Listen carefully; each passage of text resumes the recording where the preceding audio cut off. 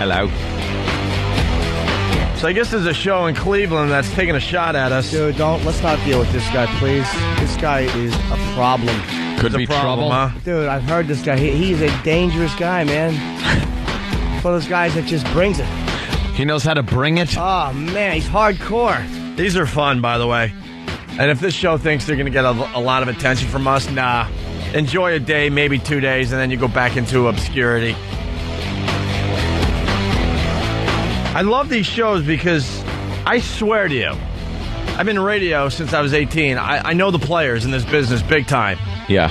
I've never heard of the Maxwell Show, and I swear to God. Is that what they're called? I've never heard of the Maxwell Show. Obviously, they have heard of us because they're talking about us, and now I'm hearing from our Cleveland listeners that they talk about us on a regular basis. And guess what? It finally got to our attention. Hey, thanks. Thanks for talking us up. Steve from Chicago, I hope you guys were kidding about your time being limited on WCKG. I love your show and listen for about an hour a day, Monday through Friday on my drive into work. You guys rock. I wish you continued success. Keep it up. We're just hearing things about Chicago. Could go either way. That's what I'm hearing. Could go either way. Could we find the story about hate mail being doled out? Because I saw my neighborhood up there. Oh, really? Yeah, we'll get to the bottom of that. Kind of hate mail. Your return address on most of it.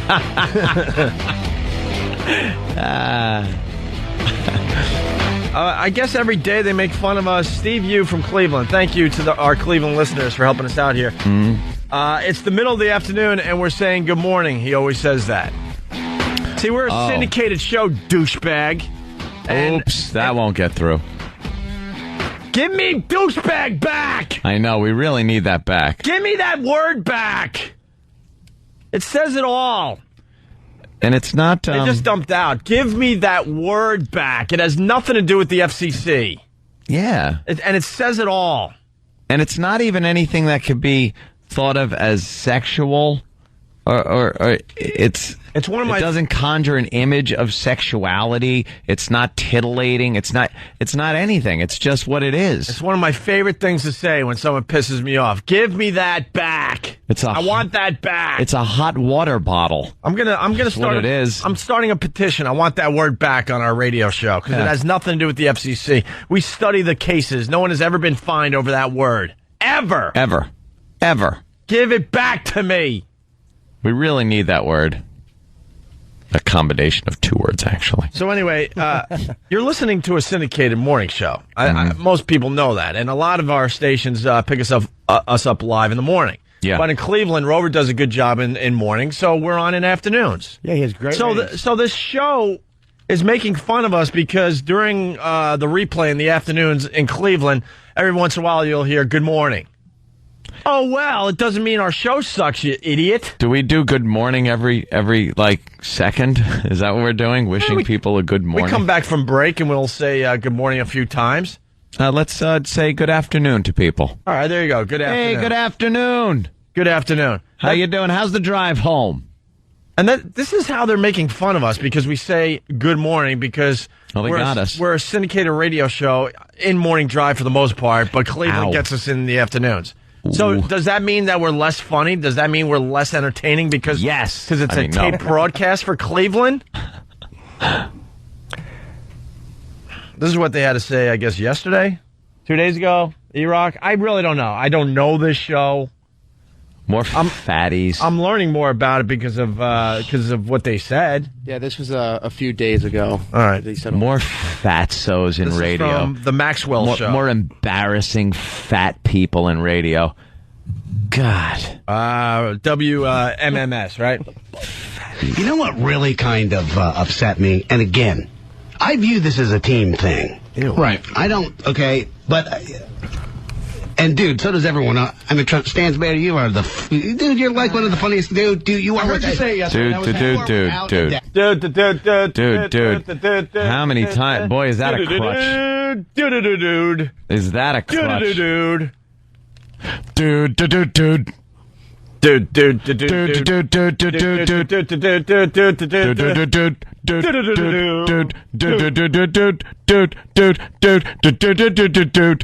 No, What the hell? I was trying to do YYZ, dude. Oh, dude.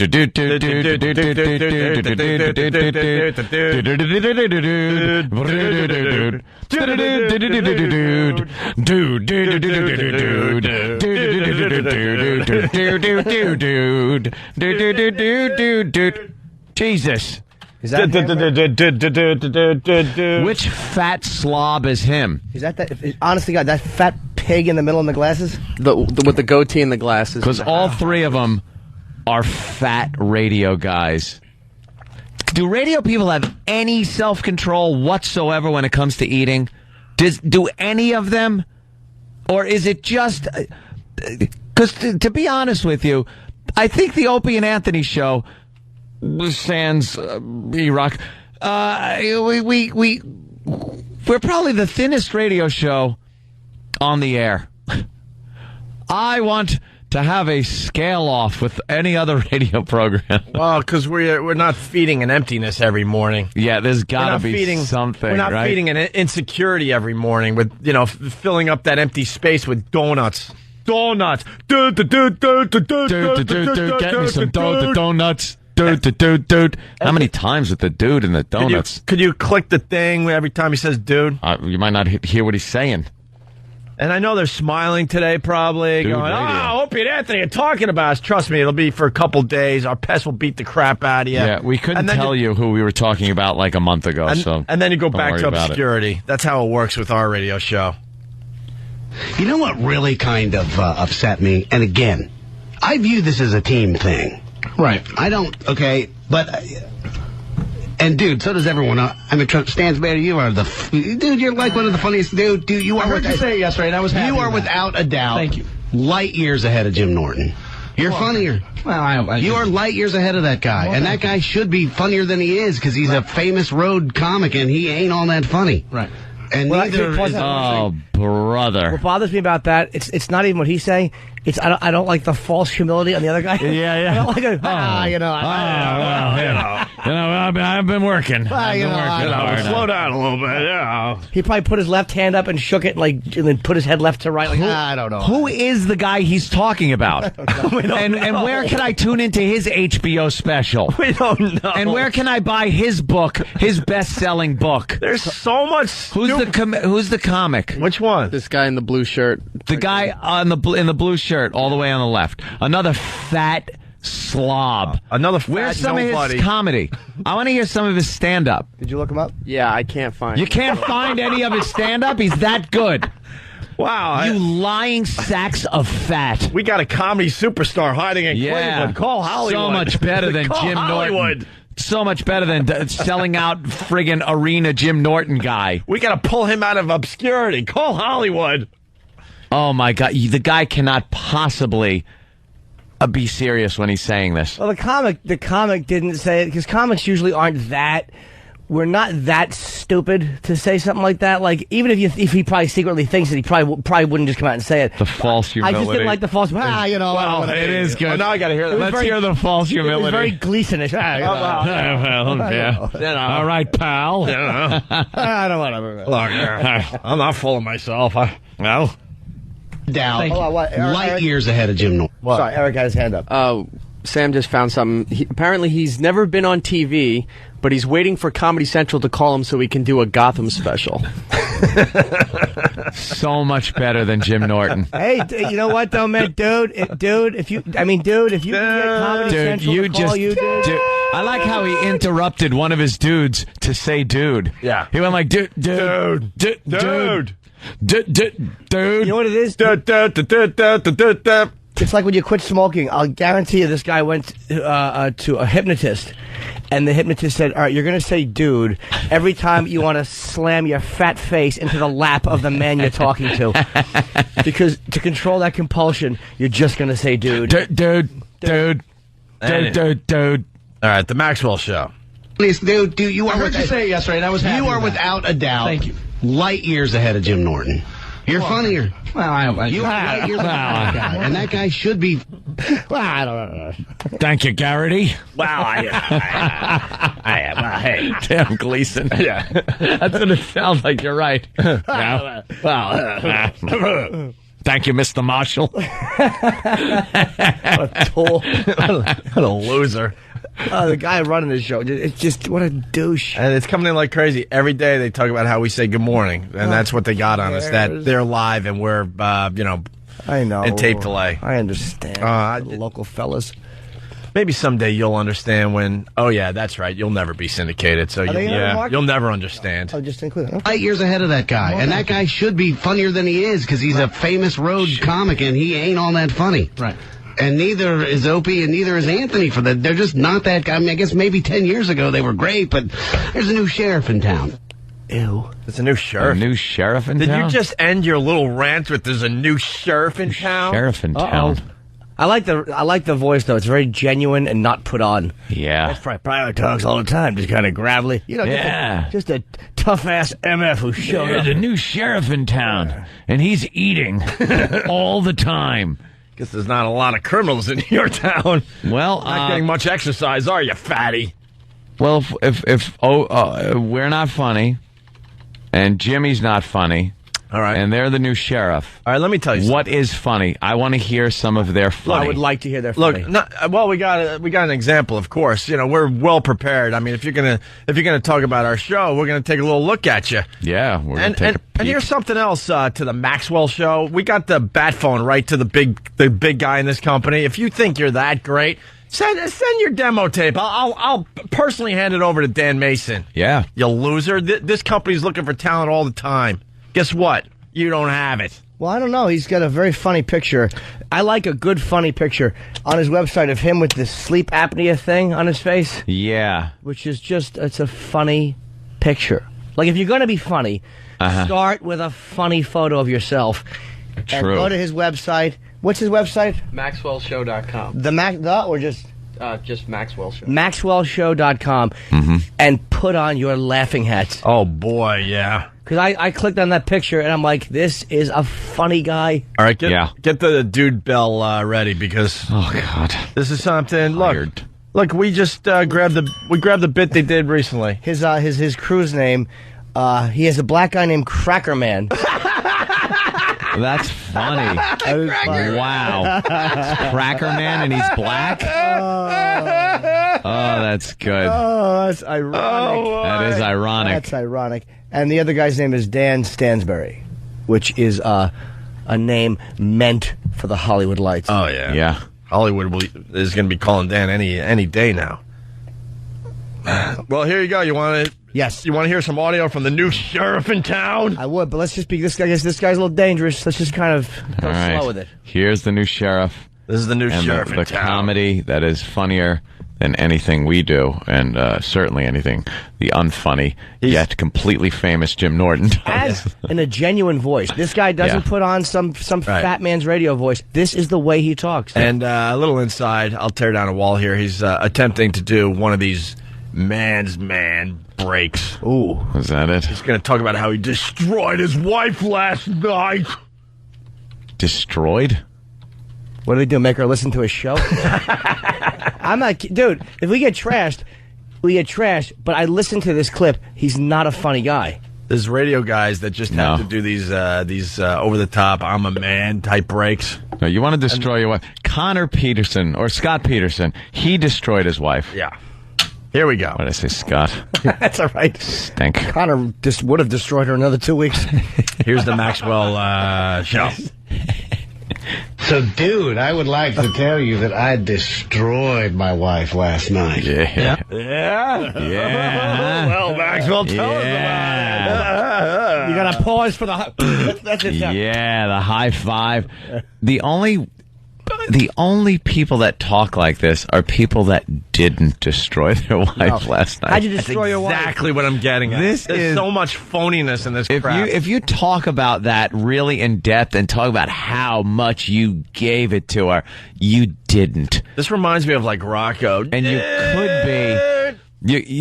You could very well be. I know a lot of people that do talk like this could very well be impotent.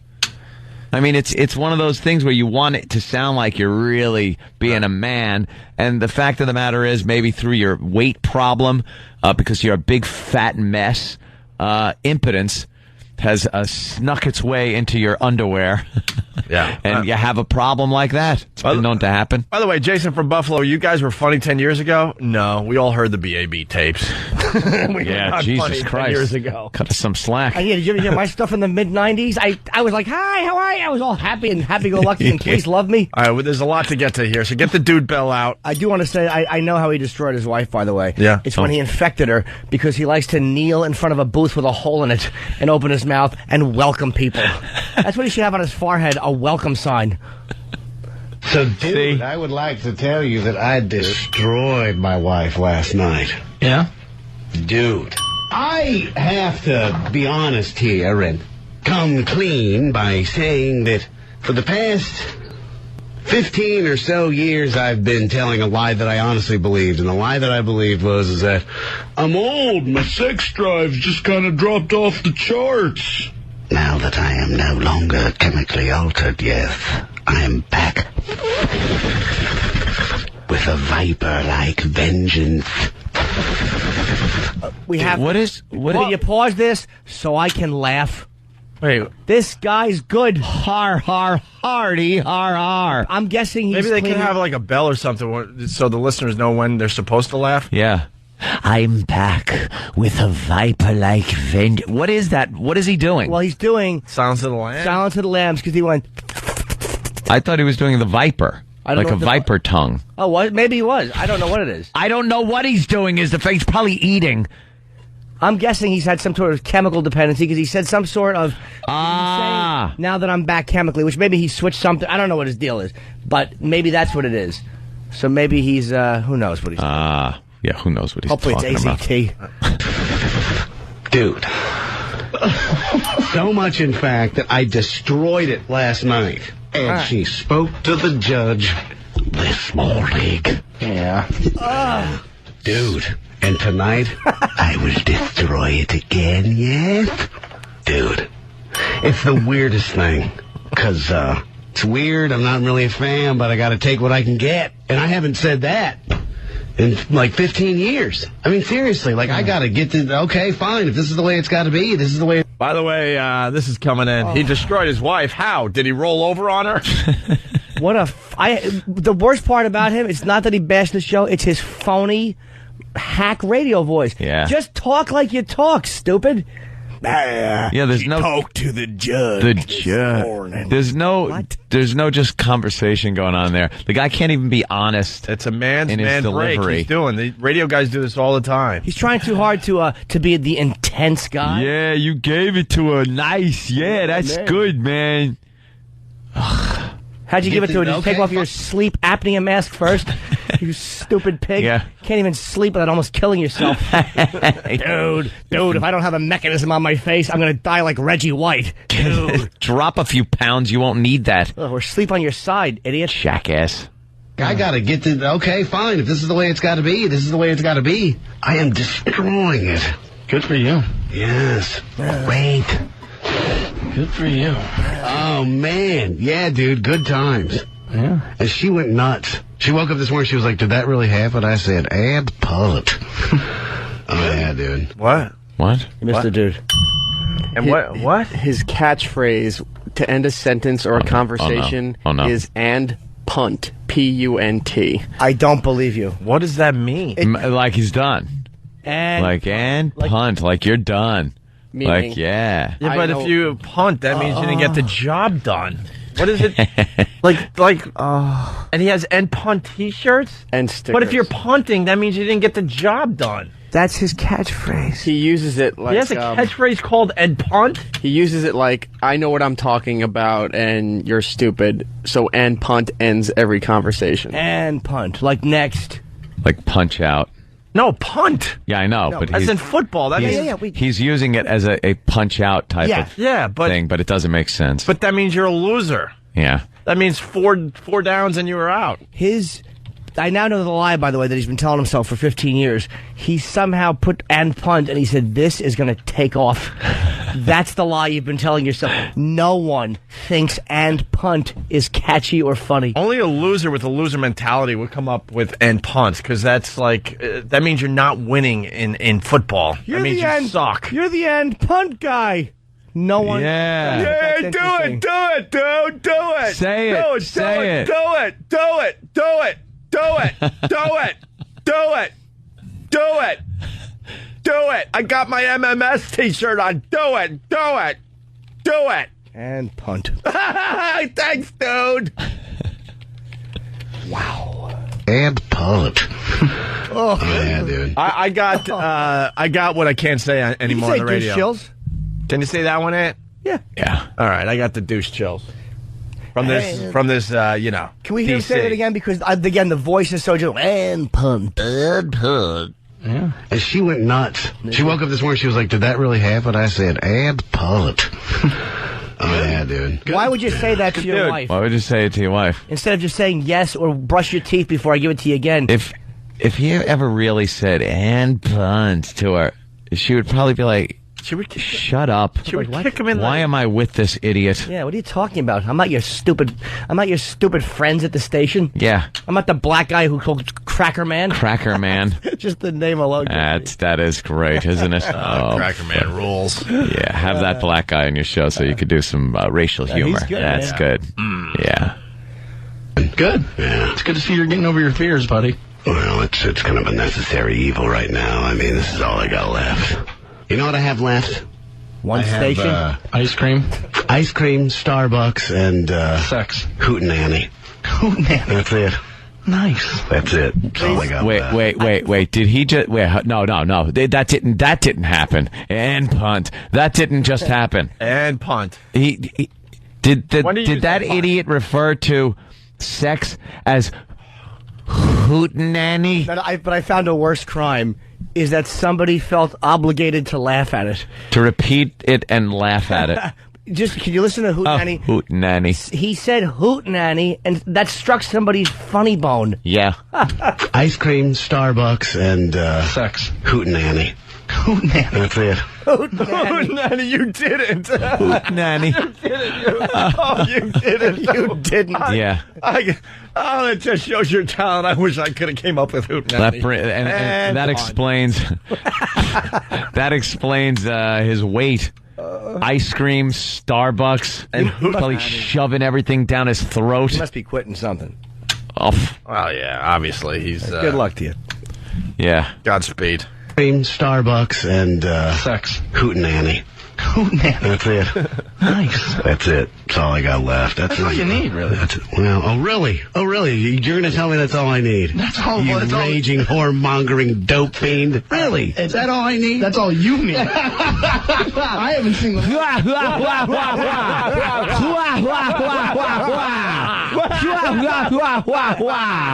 And punt. That's a genuine laugh. Oh. Jeez, why are we in this business? Really? Is that all I need? That's all you need. I haven't seen the light yet. Yeah, man. Yeah, dude. Good times. I mean, dude, she spoke to the judge. She got that done in like $1.15. Really? Oh, dude. Like the blood is a pub pig again. What? I mean, dude, like, I would compare it to a car that, dude, you've been due for an oil change, and you haven't had it. You're like 6,000 miles overdue. The pistons just... Then you do the flush and fill, dude. Put some 10W40 in there, boy. And, dude, you're rocking. Yes. You're good to go, huh? Yes. Yeah. Yeah. Yeah, I don't think we really have to worry about the Maxwell That show. guy's Christina from Cleveland. Not seeing them as a threat. Stansbury's an effing fat douche. He was at a local bar passing out bumper stickers during a Browns game 2 Sundays ago. Why doesn't Jimmy pass out bumper stickers? Yeah. Oh, that's right. Jimmy doesn't have to. Well, I mean, I would like to get a piece. Maybe this Dan Stansbury, maybe this guy's a force to be reckoned with. It's very possible. So, I mean, a lot of the greats have come out of Cleveland. I would say if any of his stuff is around, I say we give it a listen in the spirit of fairness. I'm sure this kid is too. Yeah. And you're not listening to a bunch of wusses here. This is what we'll do for Dan Stanbury. You think you're funnier than Jim Norton? Tape any set from anywhere. Take your best You stuff. could do it in front of your mom, in your bathroom, in your shower, at a comedy club, but I doubt that you're really actually a working stand-up. This is the challenge, and you call their show, all right? You think you're funnier than Jim Norton? Send a tape in. And I swear you got my word. We'll play it. No more than like 3 or 4 minutes. We can't spend that much time on you. We will play it. And we'll play your entire set on our syndicated morning radio show. Dude. All right? You'll get way more exposure than you get on the stupid Maxwell show. And we'll see if you're funnier than Jim Norton. We're not going to sit here and hide. That's what we say today to Dan and the Maxwell show. You know, we know your show's not funnier. Let's now see if your comedian friend there is funnier than Jim Norton. Well, I don't want to. And punt. That's awful. You know, instead of this phony radio crap, there you go. We challenge you now. You think you're funnier than Jim? Send in a set. Thank you, Mrs. Manicotti. And if you're not going to send in a set, then shut your effing mouth. God. Shut your effing mouth, okay? That's what we do today. And that's why we're in the position we're in. A syndicated morning show, because we don't hide behind our stupid microphones. I appreciate it, Grogan. I don't want to. Get the word to the Maxwell show that we want a set from Dan. We'd love a set from Dan. Want a set from Dan, and we'll play it word for word on our effing show. Hold on, what do you say? Okay. He's also, what's the MD stand for, sweetie? Music director. Oh, he's the music director. Oh, my God. I feel sorry for the guy. Oh, he's Maxwell's producer, too. Oh, how cute. How cute. And co-host. So this guy's, Wow. And by the way, multifaceted. After the break... Real people of genius. Real people of genius. Yeah, one of their bits. That is a little tease. One of their bits. Wow, what an original idea, first of all. It's topical. It's timely. But I want to make this perfectly clear again, okay? Because the Maxwell Show, just casually saying that Jimmy's not funny, even though he's got an HBO special that's going to set the world on fire. That's right, dude. And they're all brave behind these things. Yes, dude. So now we call you out. You think your guy's funnier than Jim? I don't care. We'll give you 3 weeks to even train. 3-4 weeks. We don't give a crap. Send us a set. And we'll play it right here on our show. And don't come up with some lame excuse. We're talking to well over 1 million people every single day. That's great exposure for some nobody in Cleveland. And we'll see how funny you really are. Good afternoon, sir. Oh, by the way, there will be no set sent to us because they're a bunch of just they're just full of you know what. I would. The radio's filled with guys like this, all brave, but when you call them out on it, they just run and hide and just kind of go about their business and make believe they didn't hear this. And we won't edit your set. I got to promise the guy that your set will not be edited except for any type of language we can't play. But no, we're not going to chop your bits to make you look stupid. Oh, of course not. Whatever. It's, I don't know. I don't know. Business is filled with these guys. One old crow at that. They're one-market sensations, and in this case, this guy's not even a one-market sensation. No, he's not even a sensation in one market. He's not even a sensation in one market. He's a fat slob. I understand We're what the he's premier doing. show for XM Satellite Radio, and we're still on about 20 regular radio stations. So bring it on, Maxwell. Bring it on. Have your little comedian friend send a little tape, and we'll see if he's funnier than Jim. And all right? Punt. Because we could babble, you could babble, but let's do it that way. Let's see what he's all about. Watch him send a set of comedic brilliance. Some of the greatest, most cutting-edge material. Edgy, clean, smart. Clever. And we play it, and he gets discovered. And he gets a show, and I have to audition for it. It's called the I'm a Fat Pig Show, and Maxwell is cast. I don't even know if Maxwell's that fat. I just like saying that. Maxwell's fat. And by the way... Maxwell's in the middle, right? Yeah. He's a fatty. And by the way, the reason Maxwell's not doing Morning Drive is because Bob and Tom are. He probably trashes Rover because he's on a competing station. I get it. He trashes us. Does he trash Bob and Tom? No. Yeah, why don't you trash Bob and Tom? If That you're doing show honest radio, blows. dude, come on. Bob and Tom blow. All right. Hey, you know that you have a bunch of crap lying around your place that you don't want or need. Some old concert t-shirts, CDs you'll never play, and perhaps even some gold or jewelry. Well, the rest of that stuff is probably worthless, but you can pick up some quick cash by sending all that unwanted jewelry off to cash4gold.com. Just click on cash4gold.com. That's cash, the number 4gold.com, and follow the simple on-screen instructions, starting with the request a pack. Once your gold and jewelry arrives at the facility, your money goes out 24 hours later. Clean out your house, get rid of all the garbage, and pick up some quick and easy money with cash4gold.com. Call them at 877-GOLD-590. That's 877-GOLD-590. Or click on cash4gold.com. That's cash, 4gold.com. Use promo code virus and pick up an extra 2.5% value. We have a bit from the Maxwell show after the break that is just gonna hilarious. You're gonna be laughing so hard. You're gonna drive off the road. Yeah, get to where you gotta go and pull over. Yeah, put it in park before we play this amazing bit from the Maxwell show. And we have a guest coming in a little bit. Don King. Don King today. It's Opie and Anthony. Oh, man. Welcome. We're back with the Opie and Anthony show. Opie is sipping something and almost choking. He's using some water to wash that down. What were you eating? What type of disgusting afternoon food were you eating? Well, we got self-control on the show, so instead of big fat donuts every morning, we try to eat healthy. God forbid. A little sensible. God forbid there's a radio guy that actually stays in shape. God forbid. Coming up in a little bit, maybe in the next break, we have Don King, who is early, plugging his fights at Madison Square Garden on October 6th. Great events. Man, that guy's been promoting for a while, huh? It's amazing. Jeez. All right, we're in the middle of giving the Maxwell show from Cleveland a lot of attention. And I'll say it again, don't get too excited, boys. You go back into obscurity probably by tomorrow. Not even a one-market sensation. I guess they got a guy named Dan something. I don't even know his last name anymore. What is it? But it doesn't matter. But Maxwell, I guess, the main guy is saying that he's funnier than Jim Norton. Jim Norton's going to be on HBO in the very near future. What? We're down October 13th. 2 weeks. A week and a half. Yeah. Like 9 days, right? I go to LA Sunday, so that's for the 7th. Yeah, 9 days. And this guy is, I guess he's setting Cleveland on fire with his comedy. So instead of sitting here and just babbling through these microphones, we're like, all right, we'll accept the challenge. You think your Dan guy's funnier than Jim? Have Dan send us one of his sets. We don't care. We don't care where he gets his set from. We'll accept any set that he thinks is really, really good, and we'll play the whole thing in its entirety without even goofing on it. And then everyone else gets to decide if this kid from Cleveland is funnier than Jim. New sheriff in town. But guess what? We'll never get a tape from this guy because it's another radio show that just babbles through these stupid things, and they don't mean what they say. Bunch of phonies. Phonies and liars. By the way, we've never lost one of these little fatsos. We've never lost one of these radio battles. We've never lost. Not a one. Don King should be signing us. For our battles. We've never lost one of these. Cause we've duked it out. Because we call these guys out for being the phonies they are.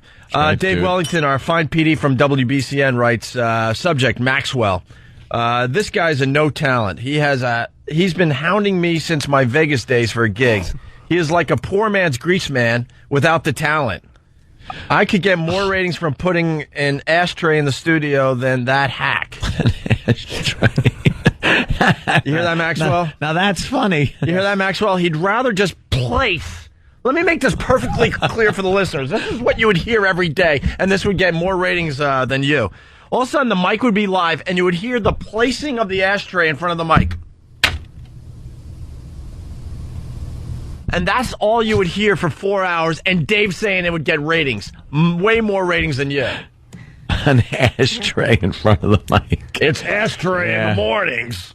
I know, this guy was pretty funny, though, man. That break he did on the giving his wife the strainer. When he used the voices. Is that what he means by poor man's grease man? Like he tries to use the little voices to enhance his stories, like Grease did. I was slinging lead there. I was part of the Washington SWAT team. Yeah.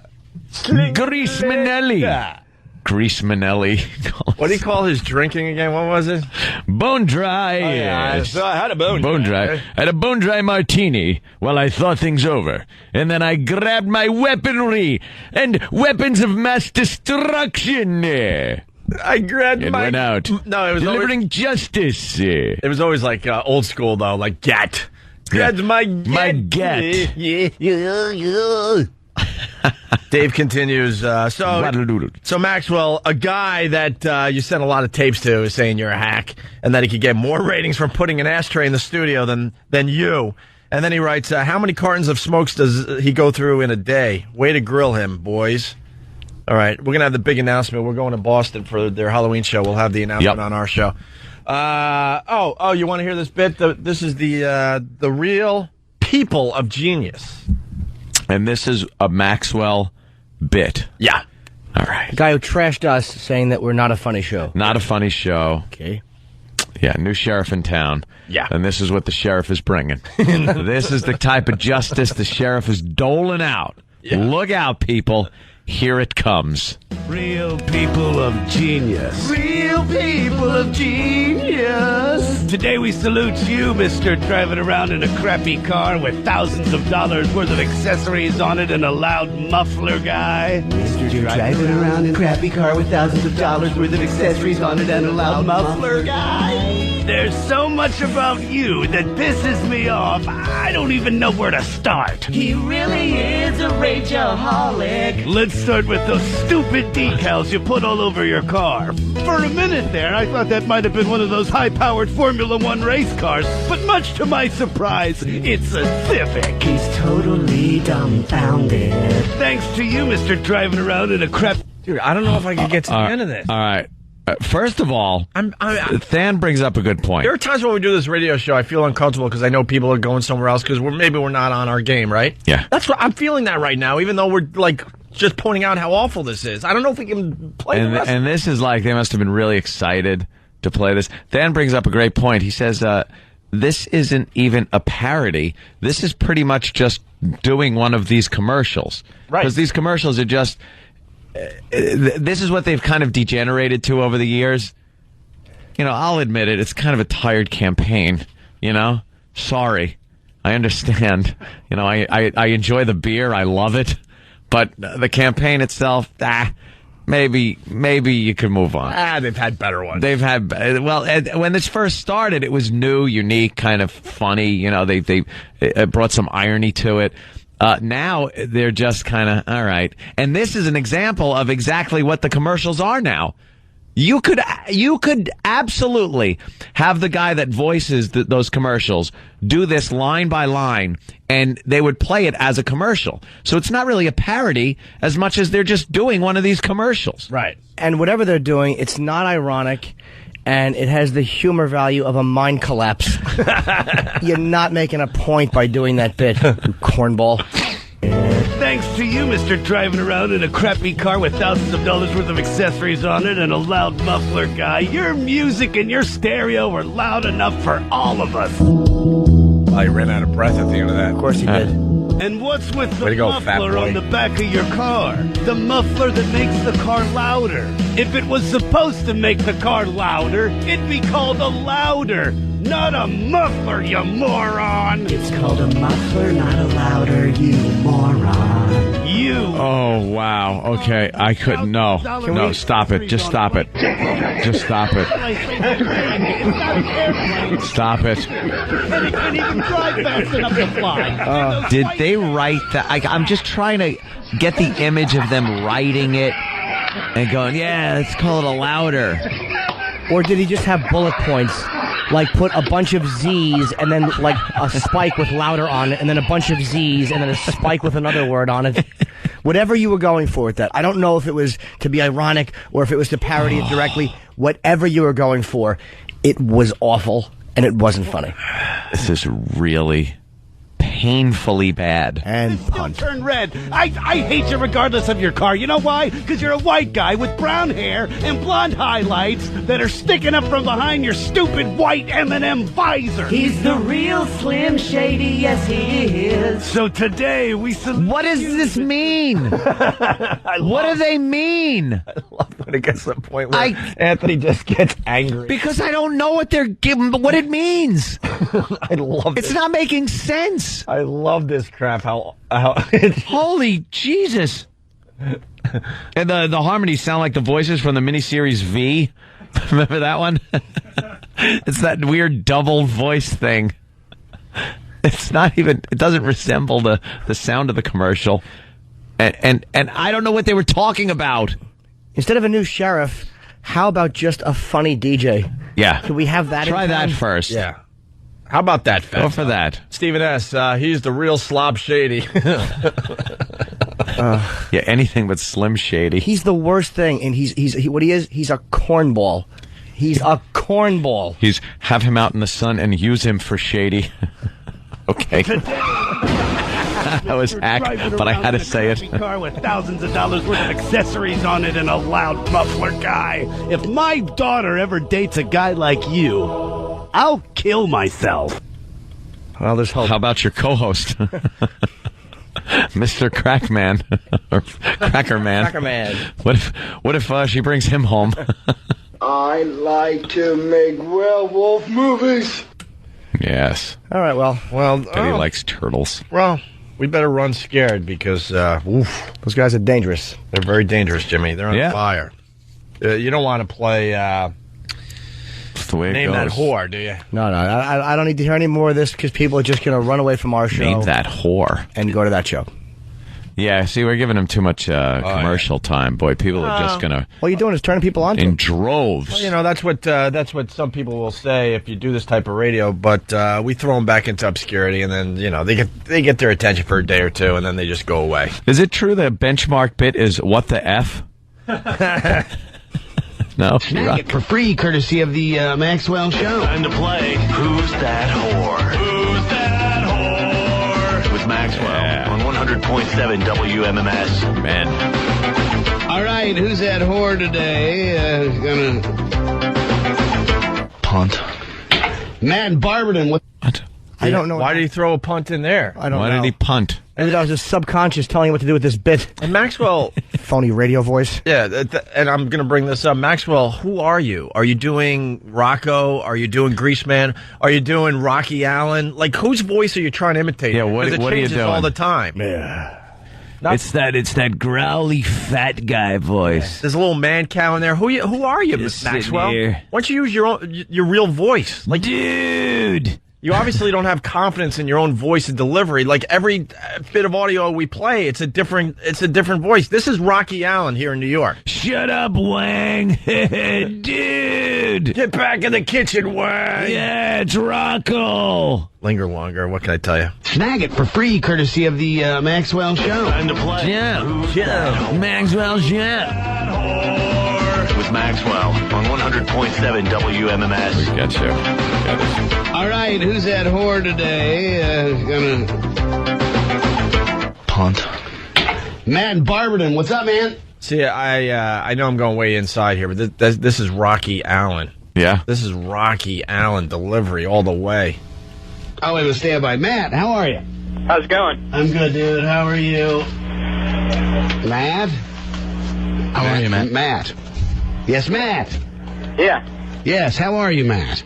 I'm good. Are you there, Matt? I am here. All right, Matt, listen carefully. We Matt! each have our own individual dreams and goals, but we are best friends. We grew up together, and we'll still support each other. Hey, Matt, who's that whore there? Is it Beyonce? Beyonce Knowles? You nailed that whore! Wow, dude, you got it. Hang on the line. Wow. We were not expecting that. No. Oh, my God. That's what he should say if a laugh came. We were not expecting that. Wait, that's That was... the big thing, like the funny play on words. Like if you guess it, they have a pre-recorded thing that says you nailed that whore. Oh, I got it. That's the way guys talk. Yeah, nailing that whore. What? Is that what they want? Is that And what, like, punt. and punt. and punt And punt. well, I'm sure we'll address that on the other side. And punt. Yeah. All right, well, there you go. There's your attention, Maxwell. I guess you wanted our attention. You got it today. Congratulations. But you will be back in obscurity within a day, so enjoy the attention from our pest today. Yeah, the pests will have a little bit of fun with you, knocking you around like a kitten with a little play And don't toy. forget, we'll be checking our emails and our and the snail mail every day, waiting for that set from your funny comedian friend there. And he's on from 3 to 7 in Cleveland. It's MaxwellShow.com, and you can contact him. And maybe you're a fan and you want to just tell him he's great. 800-348-1007. That's 3 to 7 in Cleveland. And punt. And pant. I'm sure perhaps Ramon will want to call into the show. Absolutely. Frunkus might want to call in. E-Rock, I'm sure. The Nagels, all of the Nagels will be calling in, I'm sure. Come on. We do have the best listeners, man. Oh, my God. Let's play Who's Maxwell. Where's the other one? That was really funny. How about we play Who's That Bore?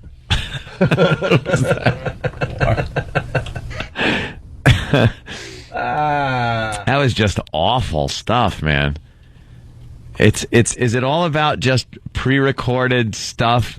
Like that Who's That Whore bit was nothing but like their pre-recorded intro and outro. The whole meat of it there was nothing to it. Well, that's why I said Rocky Allen. Rocky Allen, sorry, Buffalo. He's a legend up there. He's here in New York, and that's the type of crap he does, and there's no substance to it. It's a bunch of production, and then it's like, it's an excuse to say, you nailed that whore. Why don't you just say you nailed that whore? You nailed that whore. Like when we're doing something and we play like a promo for something, it's a goof because it's funny to goof on that stuff. Your resident a-holes, Opie and Anthony. I got a request. We love Pal Talk. It's all over the place. We were the first to do the Pal Talk thing. Now it's like taking over radio, taking over the world. Just a request, and I hate to do this, but please don't show your asses, girls, when Anthony's ready to do a live read. Thank you. Holy mother That would of really God. help me, Opie, run a tight ship here. That destroyed me. During the commercial break, it was Anthony's kind of turn. I mean, not that we're that organized, but I figured Anthony was going to do the George Carlin read because I'm trying to shove like food down my throat because we got to try to eat breakfast in between the hilarity. And all of a sudden, I look at Anthony, I'm like, oh my God, there's just dead air because you're staring at a fine ass. I mean, the ass is beautiful, don't get me wrong. But the timing was awful. Awful. The camera's in front of me, or the monitors are in front of me, and then all of a sudden there's an ass on it, and I was looking at the copy, but words weren't coming out of my mouth. No, so what happened? That's what was going on here in New York, if you're wondering. The dead air was Anthony just staring at an ass when he was supposed to be, I don't know, doing his job. Did you see it? Yeah, I did see it. That's why I know. That's why I know what was going on. There are times during the show I look over and Ant's not even paying attention. I'm like, all right, who's showing their ass now? Who's showing their ass now? It's about time we bring this to everyone's attention. Let me tell you something. There is a lot of text going by that I'm reading from Steve from Bayshore, Pat from Moonachie. All right. There's a lot of funny things. This is my version of instant feedback. Well, there just happens to be girls that do show their asses. Then read the instant feedback. Because, I do. Because the visual part of the Pal Talk is really... I do. Interrupting the flow. See, look at this. Text Ant, where? Mm-hmm. Could I see Exactly. We'll be in the middle of something like, oh boy, who's showing their ass now? And he's single on top of it. This is an ugly it's just combination right now. They're, all right.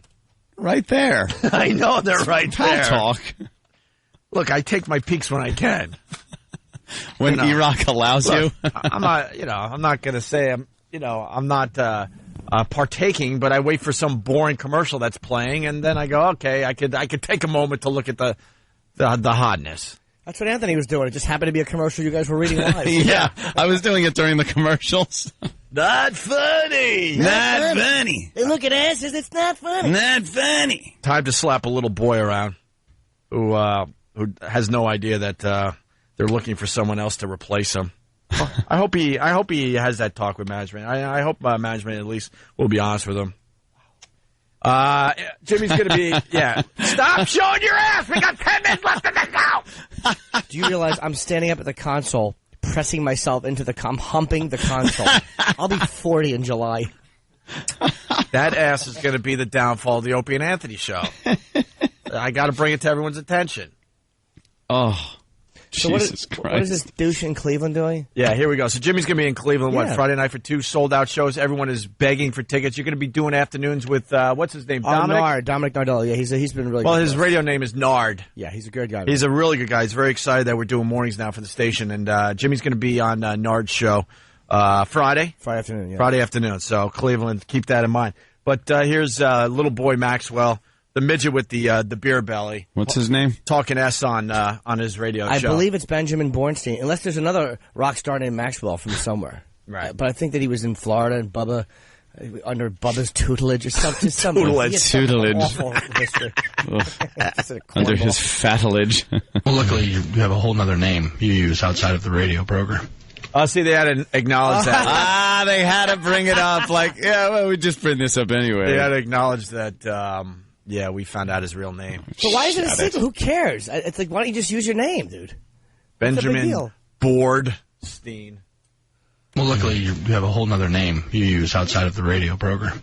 So you could still deny that. Let's not let anyone know what that is, right, Opie and Anthony? Since you've already done that. Or let's talk about it to the whole country about a couple douche in Cleveland that kicked your ass so bad you had to move to a different part of the day. Wow.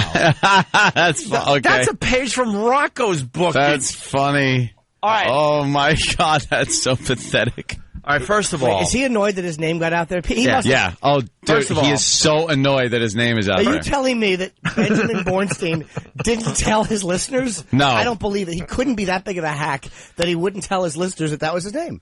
You know what? I can't even play this audio because this isn't even a fair fight. The guy, first of all, if you look up the ratings for yourself, we beat him in Afternoon Drive. Yeah. And that was with a tape show. Tape delayed. Which is embarrassing for everybody involved. And now he's trying to tell his listeners that he kicked our ass so bad, kicked our asses so bad that we had to move to a way better time slot. The morning drive, which is that's where you want to be in radio. Everyone knows that. Like, oof. Every radio guy in America wants to do mornings. They don't want to wake up to do mornings. Yeah, what do you think? We like getting up early and doing it. You do this day part because it's the place to be. It's the place to be. This is the place to be.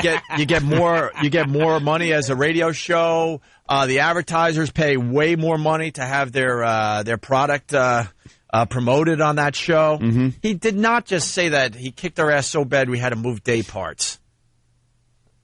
The day, pussies. I'm starting to feel a little better today.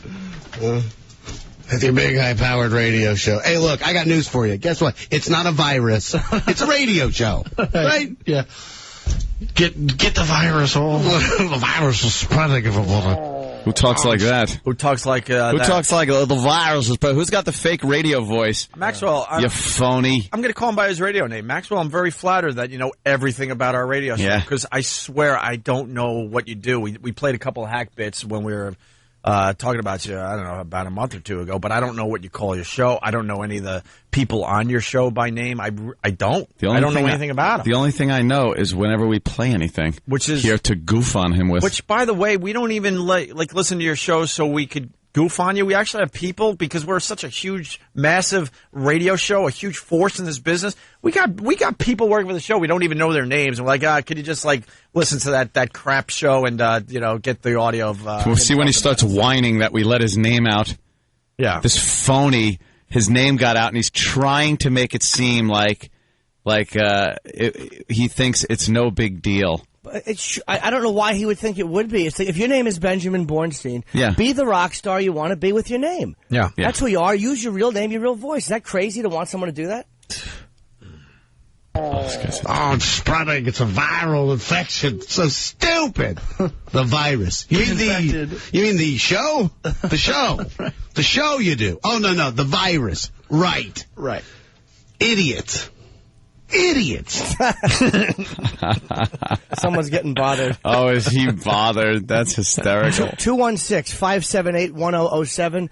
Just make sure you don't curse if you call that show, because that will hurt. I gotta help him out too. Like, you're playing right into my hands. I completely enjoy this. That we have annoyed you. You're only gonna get laughs from me. Of course. We got you so annoyed. Yeah, you know what? Calling it the virus, I have no problem with that. I think that's kind of a cool thing, because it is very viral, and you turn other people onto it, and it takes on a life of its own. What can I tell you? It's a show. Stop being literal. Yeah. Not funny. Exactly. And Punt. Shut up. You are a douche. Have you seen their stupid website? Have you ever actually seen it? I've been on there. Do we have a stupid? Wait, who's the hole? Yeah. Who's the hole? Who's the hole they forced upon you? Who's the chick? Oh, that says it right there. Shut up. You didn't want a bitch on your radio show, did you? Did you, Benjamin?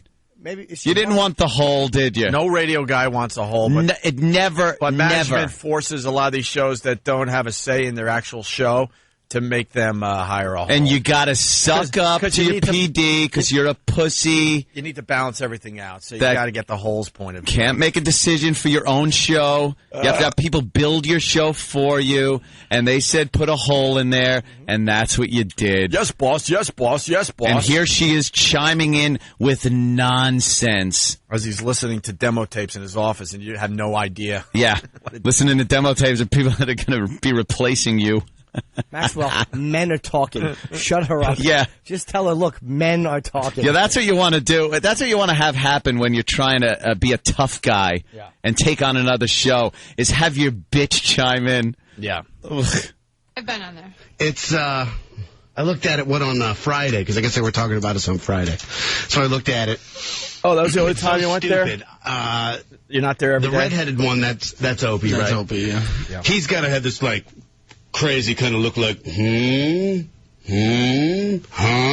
Good description on the radio. What Austin is that? Powers, Spy Who Shagged Me kind of look. And then there's the one guy that looks like... What is he even talking about? The pictures? He's attempting to do... I don't even know what he looks like. He had a guy with the mustache. That's Anthony, right? Anthony, He looks like the only normal one. And then Norton's got to be making a stupid, silly, ridiculous... This smells bad face. Crazy face, because he's the crazy guy. So he's going, like that. It's so ridiculous. I want to punch him all in the face. You're really fat. Oh, there punch it us is. in the face. I would There it punch is. you, but I'd hit your sleep apnea machine. Stupid. And the beauty of this guy, the beauty of this... How is he going to reach up to punch us in the face? He's criticizing... Midget with a effing beer belly. Yes, Jimmy. He's criticizing a photo that they used of me on the website because I have a strange face. Yeah. Is that the best you have? I'm talking about the content of your show. I'm telling you that as a performer, Benjamin, you suck. You're not a funny... You want to talk about a photo of me? Talk about the content of your show, dude. Hey, who's the teacher in South Park? Yeah, Garrison. Okay. He looks like... What? Oh, Mr. Mackey. Yeah, he looks like Mr. Mackey, and he's going to talk about what we look like. And meanwhile... He does, right? Thank you. You go to his website, and isn't his head superimposed on a basketball player? Yeah. Oh, you cornball. He has online interactive games that he inserts his face into. Does he? Ew! Oh, stop it. And he's a rebel too because he has a Starbucks logo and he has the line through it like I don't do Starbucks. Oh, wow. Look, wow. You're a madman. Whoa. You're crazy. What's their big show highlight is the Indiana Jones trailer. Wow. All right. That's nice. We don't drink Starbucks. We don't do it. We don't Punch like him all in the face. He's going to be holding his microphone. Oh, sour milk. So stupid. So are you going to try to punch me in the face? That's all I need to know. Because I will book a flight tomorrow if that's a guarantee. Are you going to punch me in the face? It's just silly. And then they went on and gave out my real name. Right.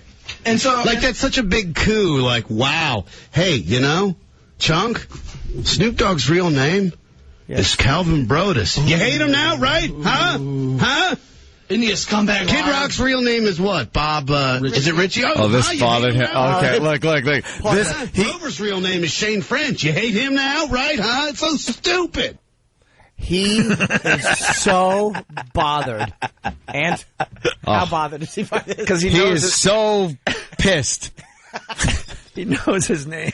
Snoop's real name is... You're comparing yourself with Snoop. He had to look up other people's names and say them because he was so angry. We know Snoop's name because it's been set up. Snoop is not pretending to be what he's not. Snoop's a gangster. Yeah. You are a little fat man named Benjamin Bornstein who's trying to be a rock star. That looks like Mr. Mackey. You look like Mr. Mackey. You're not a rock star. Okay.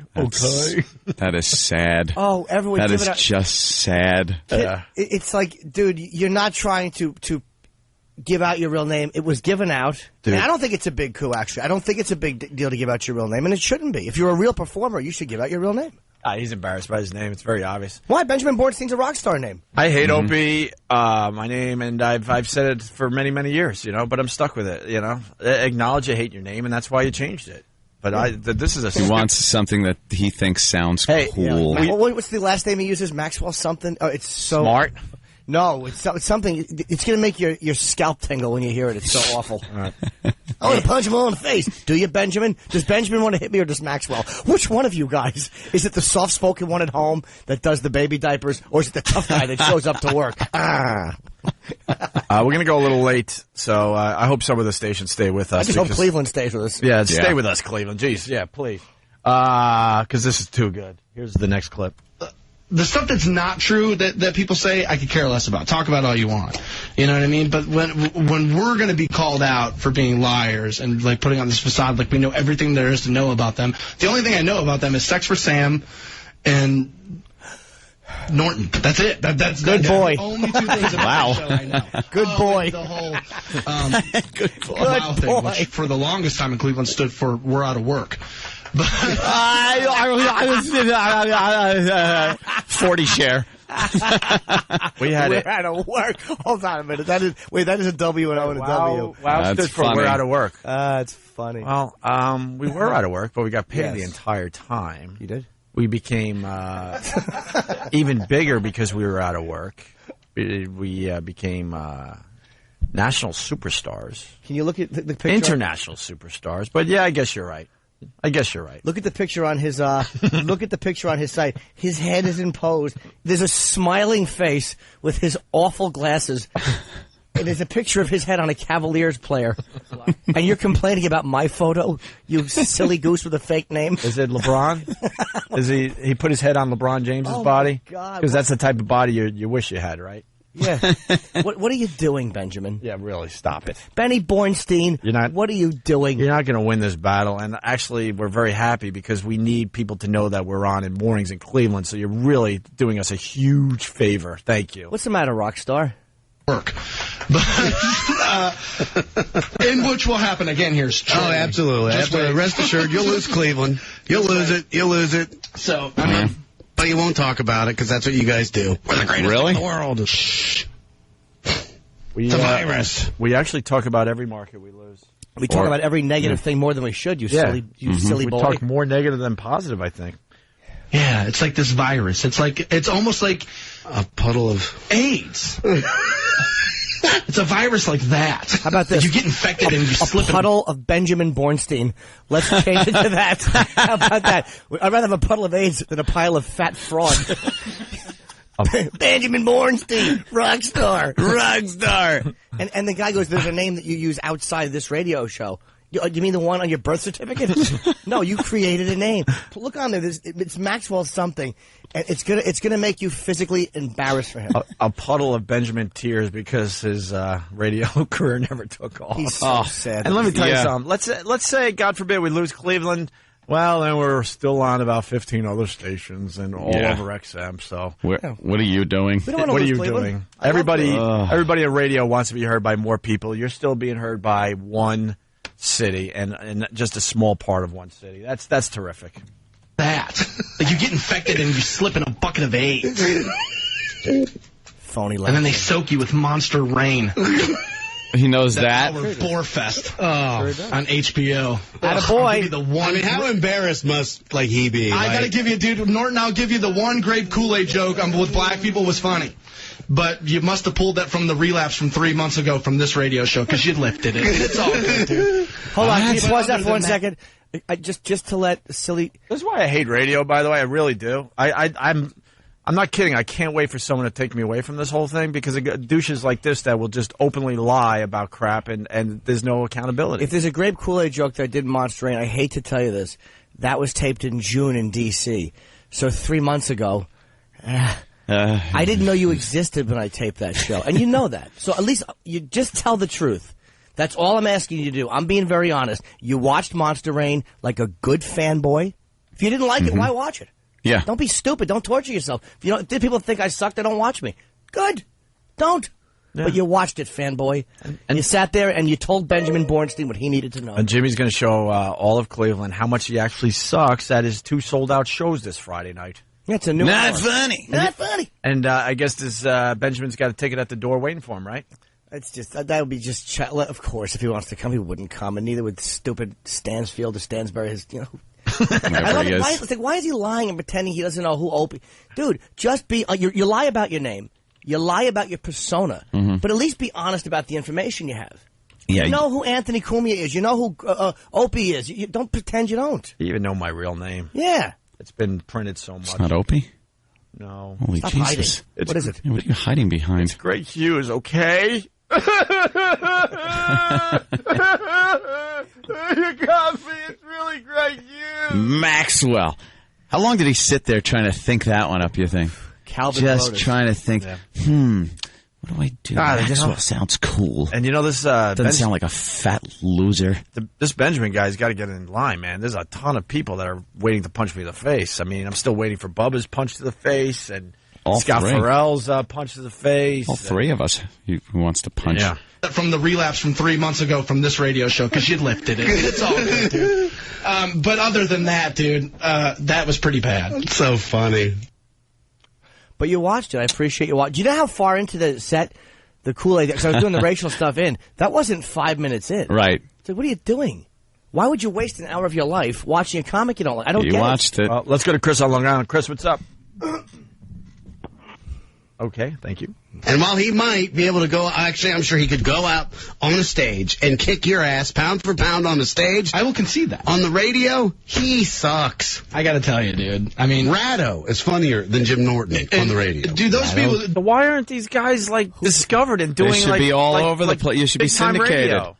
You should be syndicated. You should be your agent should be negotiating big deals for you all over the country. Why aren't you? Can I tell you something? That this radio business, there's not a lot of talent. Yeah. They're desperate. They're desperate to find new talent that could be heard in a lot of markets. So what happened there? All you would have to do, what you're saying is true. All you have to do is send a tape to a corporate office somewhere, and you'd be all over America. They're dying for funny, creative, entertaining, people to do radio. Absolutely. They just can't find them. They just can't find him anywhere. On the radio. Dude, those of you listening right now that listen to us religiously know, dude, I'm not the kind of guy that likes to pat myself on the back. But, dude, You're when it too comes fat to this, reach. Pound for pound, that dude, please, you can bring him on all day. I can tell women to have abortions at Walmart, too, idiot.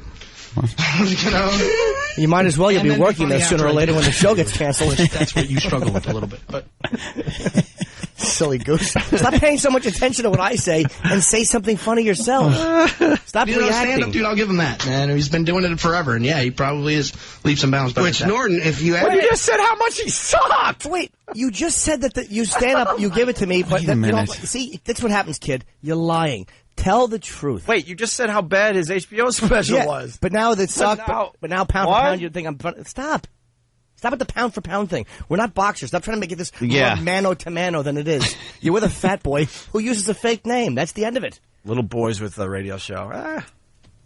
Leaps and bounds. Which, Norton, if you actually, with all due respect, if you were a top-notch comic, you wouldn't have to do a crappy radio show. Please, you wouldn't have to play third chair on a radio. It's third mic, stupid. Not third chair, you old lady. Well, it's third mic. He knows it's third mic. He just messed up. But how is this a crappy radio show? You do pay attention? We're on a lot of stations, and we're the number one channel on XM. He knows that. Play third chair on a radio show if you were that good. Dude, if I was a touring comic, you think I'd even talk to Maxwell? I wouldn't even do the show when I came into town. If I came into town to do Playhouse, I'd be like, dude, I'm not talking to that idiot. Because he's a hack. We have a lot of comedians that tour all across the country that can't wait to do our show on a regular basis. Huge names in comedy. Now, he's right, though. But as a stand-up, because I go out and do weekends, I guess I should not want to be creative for 5 hours a day. No. You silly fatso. Don't trash your own profession, dummy. What's the matter with you? God almighty. That's like saying I'm having sex with his wife and my own chick, and he's going, why would you want to have sex with my wife? She's awful. Dude, don't trash your own gig. Radio's a great gig. You love it, and I love it. We happen to have that in common. Don't try to find a way why I shouldn't love it. It's silly. I do love it. Jimmy's going to have a fun time in Cleveland Friday. Dude, I mean, and I don't talk about the things I've done. It's like, look, I'm in your town. I get 2 sold-out shows. The people are not going to be very big fans of yours. There. So deal with that. Yeah. Deal with that, Benjamin. Let's say hi to Josh in Cleveland. Good morning, Cleveland. How are you? Opie and Anthony, the most awesome radio show. Just ask the folks in Auburn, Maine. Market 280. And what is that supposed to mean? We're stoked to be on the air in Market 280.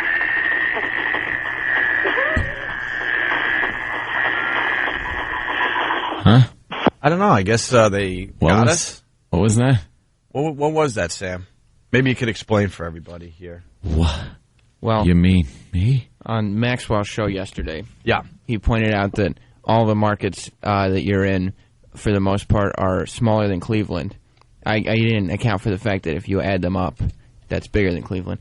But he said they're smaller than Cleveland, and then I brought in some audio that I found because he, in his spontaneity, was able to predict what a promo might sound like in Market 280 where you guys are in. Oh, and wow. Very wow. Clever. Very clever. That's good. But we're on in the #1 radio market.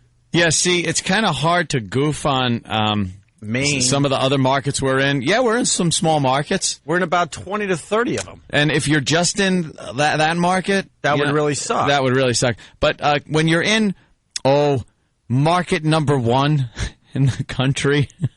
Let me see here. Oh, just God, is he grabbing at straws, you fat little man. This Maxwell douche is a loser. He's on one station, and if you're a radio guy, you want to be on more than one station, and he's making fun of us because he picked out one small market and made a promo out of it? Yeah. Here's just some of the stations we're on. We're on in New York City. That's kind of a small market, I guess. I guess he's right there. We're on in Boston. We're on in Cleveland. We're on in Rochester, New York. We're on in San Francisco. We're on in Providence, Rhode Island. We're on in Grand Rapids. We're on in Albuquerque, New Mexico. We're on in Buffalo. We're on in Baton Rouge. We're on in Tucson, Arizona. We're on in Flint, Michigan. I guess he's got us there. We're on. Flint is the big get, by the way. We're on in Syracuse. And you know what? We don't even list the main station and other small stations that we're on the main list. Yeah. So what are you getting at, dude? Yeah. You're on one station. I just named how many? 2, 3, 4, 5, 6, 7, 8, 9, 10, 11, 12, 13 stations, and this list is bigger than this that I have in front of me. We're on where you are on. So, we're on in Cleveland. That's where you are on and only on. All right, so what we do is this guy can't find anything to really... Right, so we're on in Cleveland. He's on in Cleveland. We're on a better day part than he is, so he even loses the Cleveland battle as far as radio guys go. But let's just make believe it's a wash. Cleveland takes out Cleveland. Yeah. We still have all these other markets that you're not in, douchebag. And then how about you just put the #1 market in the country on there, New York City. Right. I heard the pest just destroyed him yesterday, where the phone screener was begging for the pest to stop. Oh, by the way, when we do these little attacks, you think it's a cute little thing that's going to last a day, maybe 2 days. Wrong! It goes on and on. It gets uglier and uglier. You got the pests that are digging for all sorts of information. Have fun, fat boy. Because Benjamin Bornstein is he's just a phony. He'll never put any of those callers through. He won't. All right. Because he sucks. He'd sooner walk off his show. He couldn't have left his show. Did he really leave his show early? Yeah, he left his show an hour early, I'm hearing. Because he's on some kind of webcam, and all of a sudden, you see him leave the studio, and then it's just a microphone on the webcam when he still has an hour of his show left. And he had this to say about the pest. Oh, this is just gonna rile him up a little bit more. And they do a cattle call, apparently, begging their army, the O&A army, and one car shows up. You can actually look at the picture; it's on the website. Check that out. You'll be thoroughly impressed. One car, great big radio show. That's call them and bother them. Really? Yeah. Taking them. Email them. Really? Yeah. You know how many emails I took today from their listeners? 3. See, this is Rocco crap. Oh, he's such a liar. He just lies through his teeth, and there's no accountability, and that's why we have absolutely no respect for you. And the radio business will have no respect for you in the end. You liar, dude. You don't know what you just did. So what? So you're claiming that only you got 3 emails, and your listeners were supposed to believe that. One car showed up where you broadcast. We didn't tell people. We didn't have an all-out attack to where you broadcast yet, you idiot. The bottom line is this: he's lying, and people know he's lying, and everyone else at the station should be made to know that he's lying. Yeah. The phone screener, the bot said, "Please, we are not built to take this volume of calls. Please just stop calling. He's not going to put you on." Yeah, they were saying that. The screener was begging Benjamin, stop lying. To have the people stop calling. Stop lying, Ben. You're not going to put them on your show, Rockstar. You know it. Just a fat little man who is sitting there and lying to his listeners. 3 emails, huh? Yeah, 3. Oh, boy. In the history of this program, when we've said to attack a show or you go to their emails or phone lines, it's never been 3. Believe me. It goes on and on. I'm sure maybe you only got to 3 because you were so excited by the pictures they were sending you of nude men, because I'm sure our listeners sent you pictures upon pictures of nude men. So you got through 3 and just couldn't take it anymore. You had to stop at 3 and finish up. 3. I didn't take any of my personal account. 3, dude. 3 from an entire country, from the greatest radio show on the planet that's so good. Planet. Not funny. 3. Who talks like that? This douche. Let's talk to Stacy in North Carolina. Stacy, what's up? Morning, boys. Hey, sir. Hey, buddy. Between my brother and I, we were listening yesterday. I know we sent him at least 100 emails. Yeah, that's from one. That's one guy. People, right? And you know what? Hold on one second, buddy. Hold on. 1-800-348-1007, 216-578-1007. And here are emails. Apparently, they didn't get any emails. So, and I'm not saying send anything negative. Maybe you're a fan of the show and you want to let him know you're a fan of the show. It's Max at WMMS.com and Stans at WMMS.com. STANS. Yeah. No, and MS. another thing, Yes, he MS. goes on, huh? He goes on at like 3 o'clock, right? Yeah. I started calling at like maybe 2:30 or so. We know the truth. The phone screener, we have some audio we're trying to cut up and play, but the phone screener basically was like, please stop. We cannot handle this. Yeah, and as far as an honest radio show goes, man, he wouldn't put anyone through. You know, that's a great way to handle it. So wait, dude, ignore what's going on right in front of your fat boy eyes. You were calling, dude? What was the guy doing? I couldn't get through. Like the phone, I guess it was completely jammed or something, because I called probably at least 30 times in between 3 and say 4:30 or 5, and it was a solid busy signal. So thanks, excellent. That's all I got, boys. Punching out. Well, that's all our fans. They call the Maxwell show because they're fans. They like fat pigs named Benjamin who talk in a phony voice. Yeah. And then listen to this. And Norton's so funny, too. He'll bag on Cleveland, but he'll come here and take all your suckers' money for going to his bag on Cleveland. First of all, you could have just stopped at Norton's funny. I would have appreciated that. Hey, just isolate that clip. Yes. Norton's funny. Norton's funny. We'll just keep playing it and lie like he does. Do me a favor, Bornstein. I know you're a liar and you're a radio hack, but I would bag on Cleveland in a second, but I didn't. Because I like Cleveland, and I've always said the women in Cleveland are great because they have, let's just say, private parts that I appreciate the appearance of, and they put out. So I said that I have 2 sold-out shows in your city. Yeah. But look at him trying to rally the troops. And you suckers, that's the best you got, that boy? Nah. He's going to come to Cleveland, and you suckers, you're going to give him your money? Does he think that people are going to go, hey, wait a minute, he's saying that Jimmy doesn't like us and we're giving him money? Well, I won't be going to see Jimmy. What is it? Who are you, Norma Ray, trying to rally the troops? Yeah. Shut your mouth. Great. money for going to his comedy show. Right. Shows. Does that make you feel good knowing that the guy loves ragging on your town, but now you're going to drive downtown, go to the House of Blues, and pay money to see Thank you! He plugged them. Thank you, stupid. You even know where I'm playing, don't you, Benjamin? Good boy. When did this guy start doing radio? Last week? Oh, he's a good boy. This guy is as green as they come. Is he the worst? He's going to convince people that have been fans of this show even before we were here. Yeah. You know, we've been huge in Cleveland for quite a while, and he's going to try to convince them that, first of all, we rag on the city, that Jimmy rags on the city of Cleveland, and that they're suckers for seeing you. Dude, I'm actually embarrassed for him. I know. It is embarrassing now. Why does it always reach the point where you start going like, oh, this guy doesn't really get how this works. Dude. This guy doesn't really get it. Like, you can hear in his voice how frustrated he is. Just going for the local angle. Like, what are you guys doing supporting Alex? That's what he's basically... He can't deny the fact that somebody from New York is coming to Cleveland with two solos. He can't deny that. Yeah. And that's just because the show is popular. Yeah. Yep. So he has to combat it by going, you guys are suckers for giving him your money because he... Shut up, Maxwell. Well, that's what radio's attempting to do. They're trying to say that local radio is God. You know, the reality is most local radio blows. Blows. And most people don't care if an entertaining show is from another state, another city, as long as they're being entertained as they go to work. And that's what we do. That's what we're doing for Cleveland and many, many other cities across America. And you could see Jimmy and myself.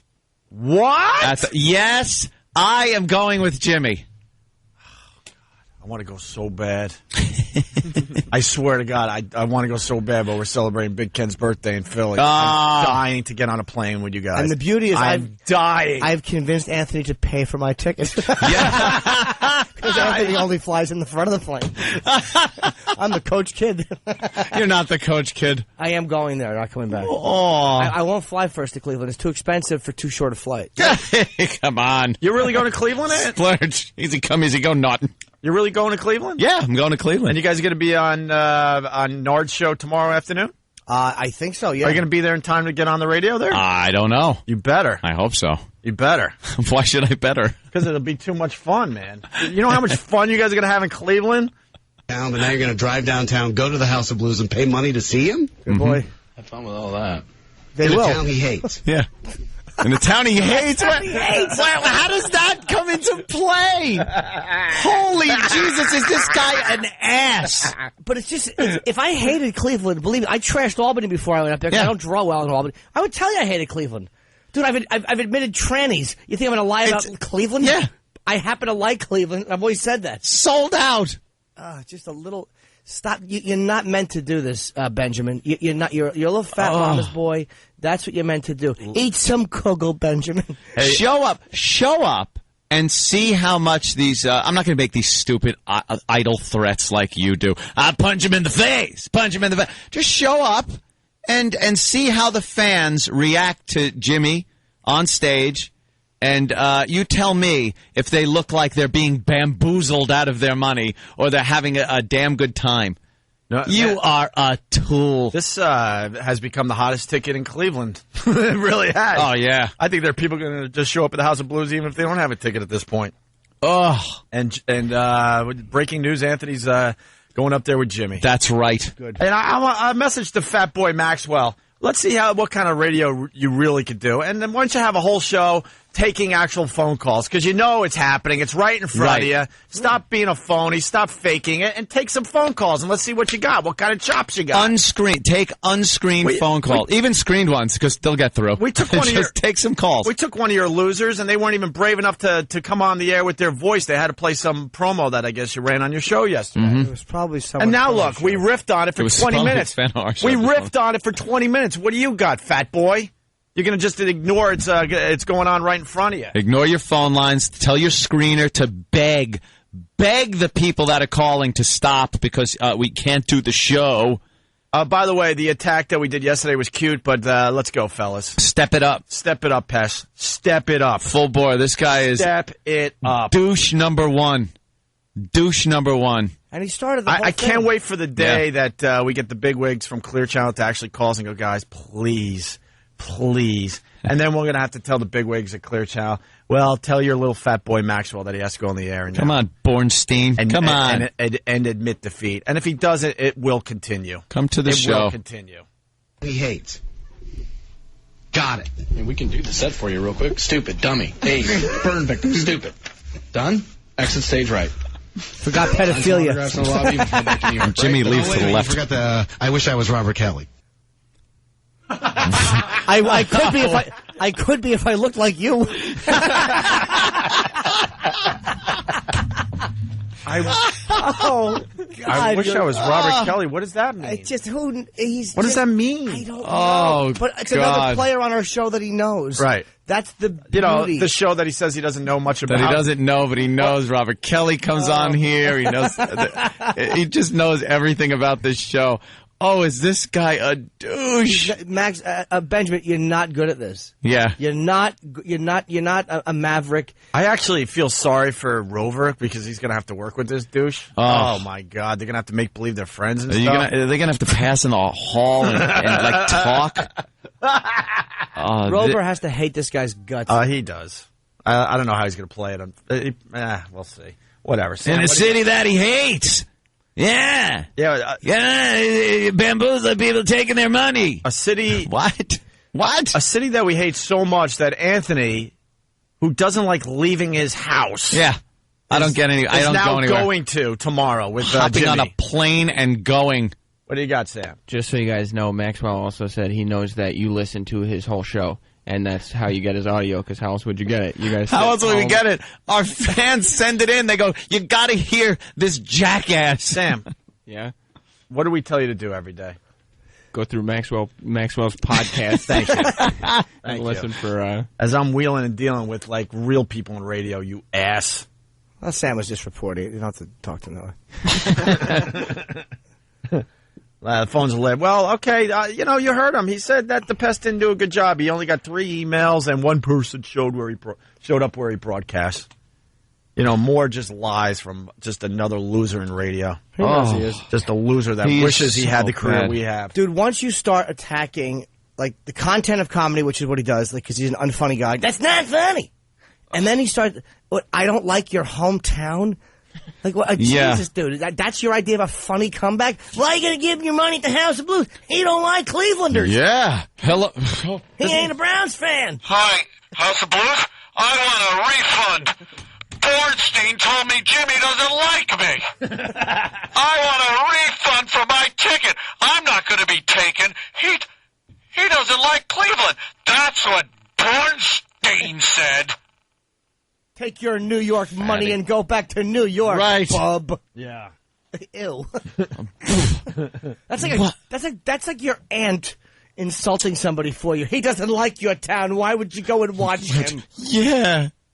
Oh, what a loser. Benjamin, you're like my fat aunt. Loser. Stop trying to be edgy and funny and be what you are, which is just a local hack with a local hack voice. And so no one is confused. We're doing this because this is just extremely fun for us. Oh, it's a blast.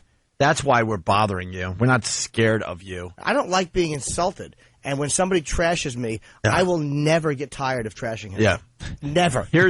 And this is how much we hate Cleveland. We brought our Traveling Virus comedy show there. When we announced that we were going back on the radio, XM satellite radio at the time, we had to choose what cities we wanted to go to promote the whole thing. Mm-hmm. And we knew we were huge in Cleveland. We had a great relationship with Cleveland. So guess what? Cleveland was one of the stops. And we only, I think, did 6 cities out of about 30 that we were on at the time. And Cleveland was one of the ones we chose. We get Cleveland, trust me. And maybe, look, I don't want to say anything bad about the rest of that radio station. Maybe some of the fans that we have are friends with people that work in that station. Maybe you know some of the salespeople there. Yeah. Or the general manager, the program director. Maybe you want to call them and be a gentleman, of course. Yeah. But maybe you know people that work in that station and you want to straighten this whole mess out so you don't just have to deal with him. Yeah. Have fun, fat boy. Have fun. Yep. Enjoy. Have fun. Let's see what you could take. Because yesterday was cute, but now watch what happens. And it's the type of thing these guys don't let up on whatsoever. And everyone that we've ever done this to, everyone has gone behind the scenes to some management boss, anything, to make phone calls, to threaten with lawyers. They've always done this. Right. This has never worked in the favor of the person that we send these morons that listen to this show after.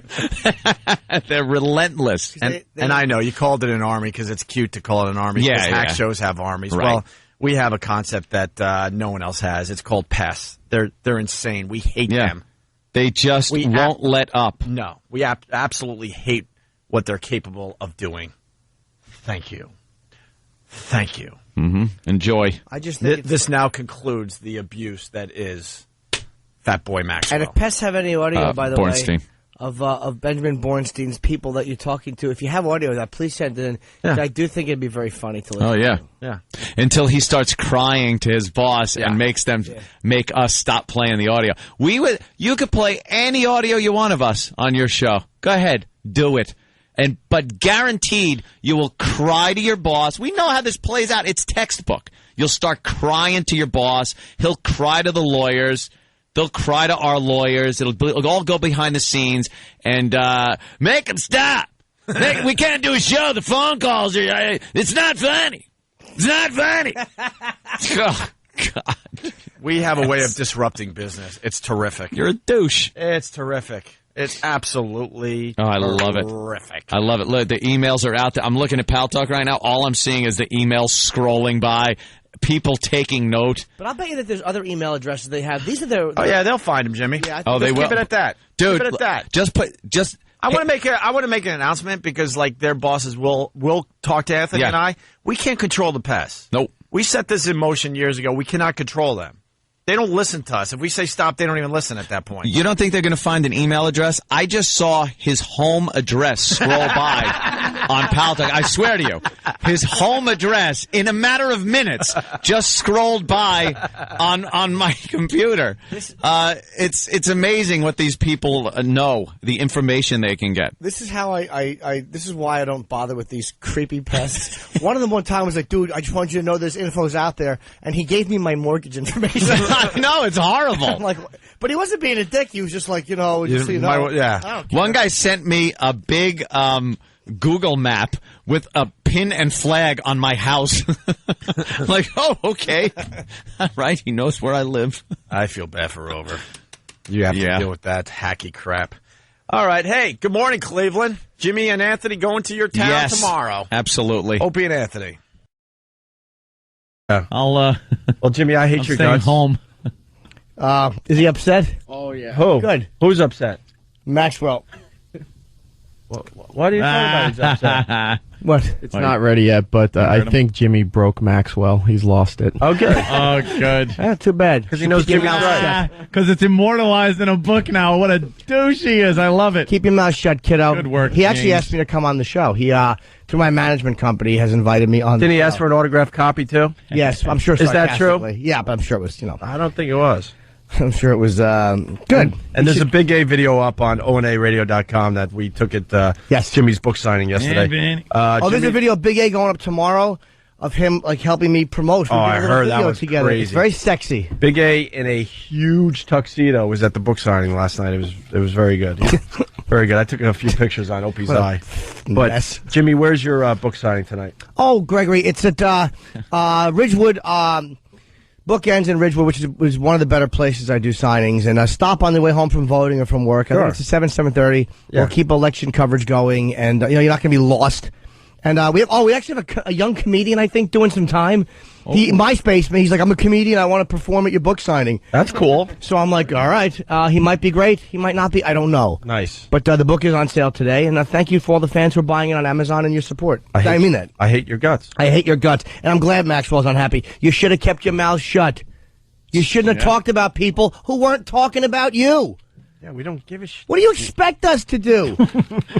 Wow, not curse? But what do you expect, dude, when you start trashing a show and you start trashing people? Not funny. What do you think we're going to do?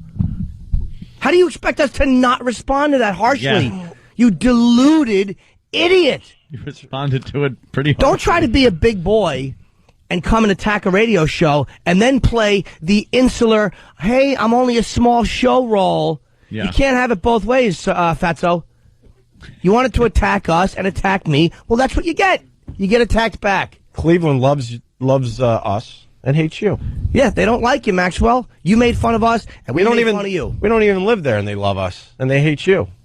Yes, E-Rock. Yeah, you're saying that you won't come on his show, that O&A won't let you on his show. O&A will let me do anything I want. We're not even competition. The reality is I'm on a radio show. Why would I go on a show where I'm heard by less people? That's what I want to do. Don't talk to all of these people. Let me talk to 75 people sitting in Buicks. What's wrong with him? He thinks we sit around and talk about it. Max, you're not He even on my radar until this stuff comes up. He says something, and then we bash him back. Exactly, unless we obsessively write about him with a tent in our pants because it's so satisfying to make fun of this fatso. Nice. The audio I'm cutting up, I'm over 3 minutes, and he's still saying the same thing over and over for the last 3 minutes. Yeah, he does that. What's he saying?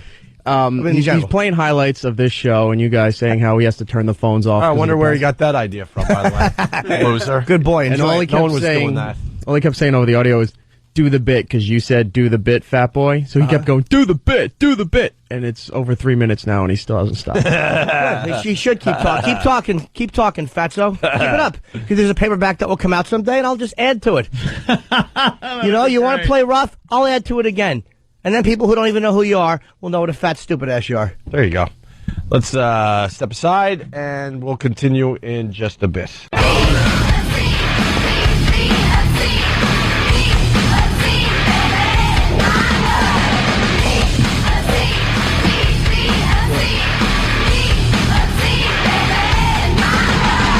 Woo! How's that?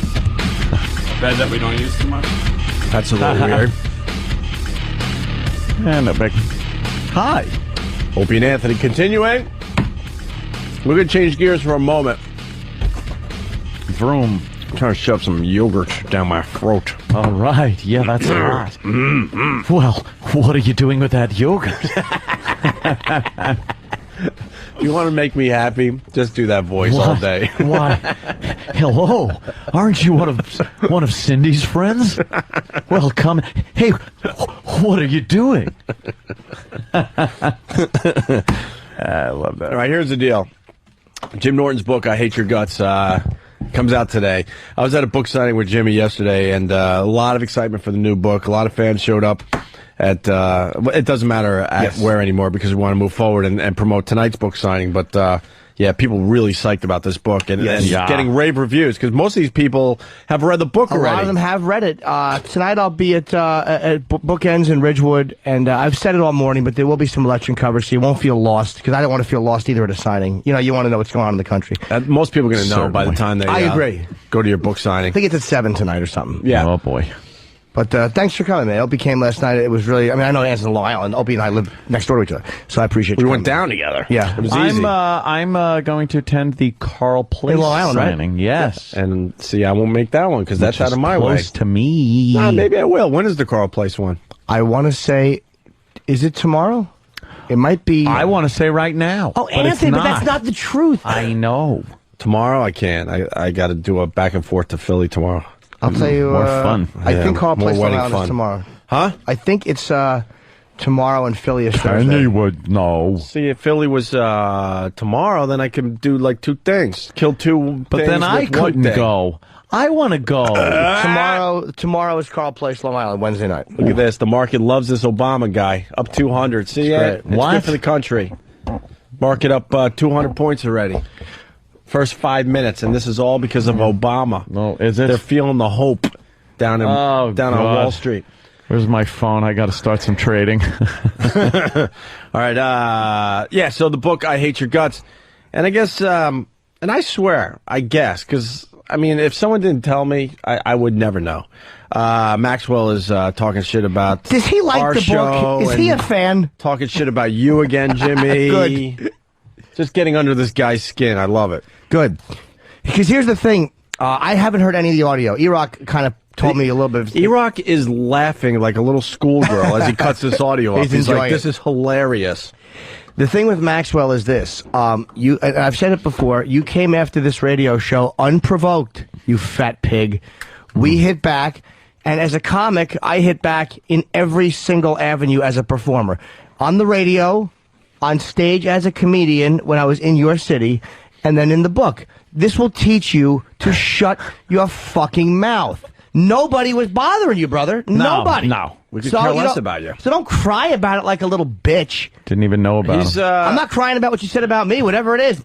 Say it. Not funny. Say it. Yeah, I stink. We know. He's on a station in Cleveland. Yeah. I don't even know his time slot. Is he what? I think he's afternoons. He was Afternoon afternoons. drive? Okay. Yes. Good for you. That's quite an accomplishment. We did that like 10, 12 years ago. And then we moved up to bigger markets and got syndicated. So maybe you're following the same career path as us. Who knows? Attaboy. I don't think so. I don't think so whatsoever because you're a phony.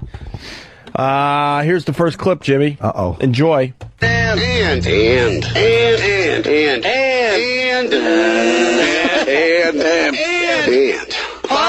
good boy.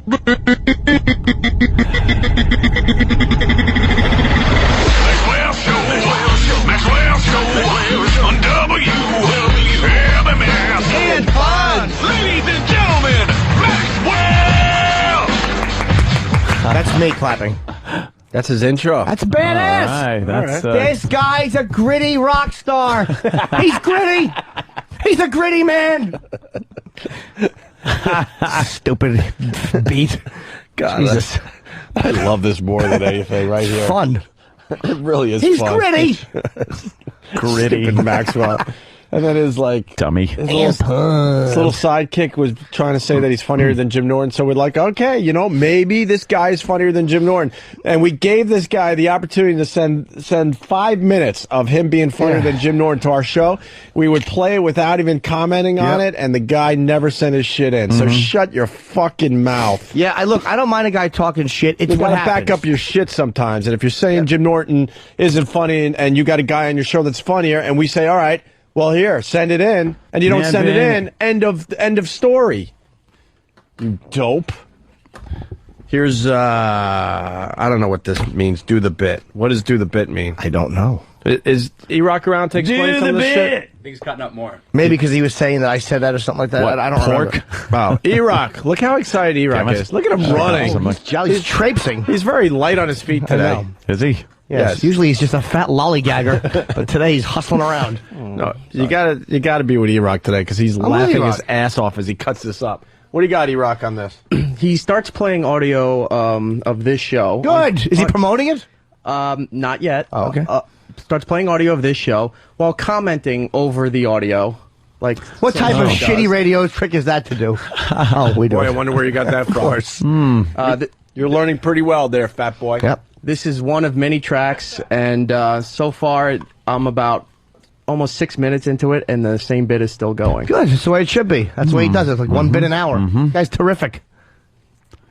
Their pests really aren't that big of a deal. They're not. It's not like they're coming out in flocks. It's not like they're everywhere. What are we gonna do? Deal, ultimately, you know what I mean? There's nothing to run from. I'll tell you that. Because at the end of the day, we can shut the phones down and do a radio show. Can you stop the phone? He has to shut the phones down. Yeah. Why would you have to shut your phones down? We shut down his MySpace page. That's funny. That's not funny. Oh, I love it. This guy's a cartoon character. Is that old or new? I know, he really is. He should be a superhero. He should come around Hackman with a fucking big H on his fat stomach and a sleep apnea mask. And he fucking wheezes from building to building, saving people from good radio by talking. You fat cunt. You could just hear how annoyed he is. Oh, he's in a rage. MySpace page. That's funny. That's not funny. They're not funny. He's doing the bit. That's right. Do the bit. Do the bit, good boy. Danny. That's right. Do the bit. Do the bit. And talk like Opie and do the bit. Do the bit. This is how we talk. This is how we talk. What an idiot. How about talking like this? Let's not get into who sounds like a douche. Good comeback, Maxwell. We make fun of Benny Bornstein for not using his real voice, but we're sitting there going, do the bit. Do the bit. I know. Do the bit. Go ahead. Do the bit. We're Opie and Anthony. Do the bit. Do the bit. Do the bit. I'm surprised we can get a word out edgewise, considering how far our nose is up. Howard's like, do the bit. Do the. Wait, what? I don't know. But he couldn't. He realized he was going to say up the ass, and he had to stop himself Because he realizes that wasn't. naughty boy. He realizes that's not true, so he had to stop himself. It's just he's desperately. Here's what you're doing, Ben. You're desperately trying to find the equivalent of our phony radio voice. Can I see your book? You were deconstructed. Yeah. The bottom line is this, Max. You were deconstructed accurately. You cannot deny. This is not a subjective thing, but your voice is made up and hacky. And you can't deny that. So when we call you out and go, you know what? You're a fucking... You sound phony. You don't talk in your real voice. Your name is made up. Those are undeniable facts. So you have to try to find the equivalent to hit this radio and show Jeff tries to do the same thing. I love that the chapter is called "He's Fat, He's Phony, He's Maxwell." I had to explain who he was because nobody knows him. Yeah. Oh, that's wonderful. Yeah, he got a 10-page dedication. Do the bit! Do the bit! Do the bit, Dad! Do the bit! Do the bit! Do the bit! Do the bit! That's right, do the bit. Do the bit, good boy! Do the bit, good boy! Do the bit! Do a bit! What? That's all you got? Right, we get it. Wow. Way to deconstruct, Benjamin. Way to really tear somebody apart. You don't like the fact that I got into your fucking head and I got into your guts and I just explained what you are. Don't fucking cry about it now, bitch. You should have shut your mouth. That really did get to him. Of course it did. You could hear it. What are you going to say? Dude, you shouldn't have fucked with us. We had never heard of you. Do the bit! Yeah, good one. That's really deconstructing. Fat dope. To start the chapter, "He's Fat, He's Phony, He's Maxwell," you break down the word Maxwell. A shower of water, a daily Maxwell, a jet of liquid applied to part of the body for cleansing or medicinal purposes, a device for washing out the vagina as a contraceptive measure, yes. To spray or shower with water, to use a Maxwell as a method of contraception. I hate to tell people, but I just took the word douche and put Maxwell.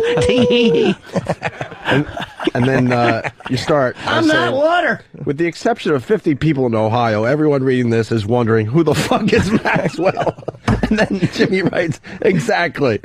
He's a morbidly obese afternoon radio hack in Cleveland who suffers from sleep apnea. One of these absolute jerk-offs trying to sound like a gravelly, gritty rock star who tells it like it is. In reality, he's a bald prick who wears thick welder's glasses and has a goatee, which makes him look like Donald Pleasance. He's the quintessential... I bet he looked him up. Donald Pleasance. Of course. Let me Google an image. This guy. I don't look like him. Not funny. Do the bit. Do the bit. Do the bit. He's the quintessential slappable fat nerd trying to sound like a hard ass. Oh my God. All right, this is more of Maxwell. Wait a minute, we're the guys that are talking about some guy in Cleveland. Doing his bit. Keep doing the bit, buddy. Do the bit. We love it. We love it. We're nationally syndicated and all we can do is talk about Maxwell in Cleveland. Can you pause it up? There you go. There's the fucking... There you go. You fucking asshole. There's the double-sided... The way he wants it both ways. I want to trash this radio show with impunity. Like, what? We're human beings. We're men. What do you think we're going to do? Just go, okay, he's only in Cleveland. Yeah. It's like, if we don't respond, you make yourself feel bigger because we're afraid. And then if we do respond, and harshly, you have to make yourself feel smaller because we're picking on you. Stop trying to fucking rig the game, kiddo.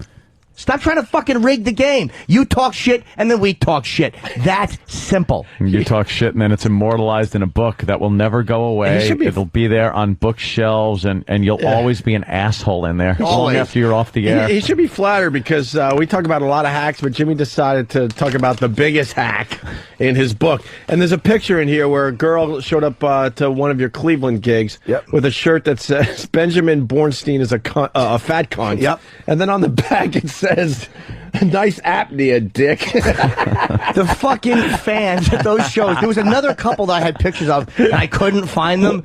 The fans were so great. In his hometown, they were chanting, not funny. At the House of Blues in Cleveland, they were screaming, nice apnea, dick. It was fucking hilarious. It was great. Fans are fantastic. Why were they screaming not funny? You had a bad set? No, I was terrific. Because I started lacing into them, and they loved it, and they all just started, not funny. It's so funny to hear him deconstructed like that, because now he has to address the fact that he talks like a fucking jerk-off. Yeah. All right. Maxwell in Cleveland. Do the bit, good boy. When's Opie's book come out? Are we going to be in that? Do the bit. Do the bit. To answer your question, no. I didn't even think that needed an answer. Yeah, because I know they listen every day. Let me tell you how great we are. Ann and I have a book deal on the table that we're just too lazy to pick up and sign the damn thing. And it's for a lot of money. But we're too lazy. Mm-hmm. You're just sitting there waiting. Like someone like you guys in Cleveland, you're hoping that some book agent calls you and wants you to write a book. We have it on a table somewhere just waiting for us. I also want to wait until I'm not obligated to somebody. Well, yeah, that's the. Wouldn't that be great? Well, that's so I don't have to fork over any cash. Yeah, there's a few reasons, but yeah, safe to say it's going to happen sooner than later. Finally.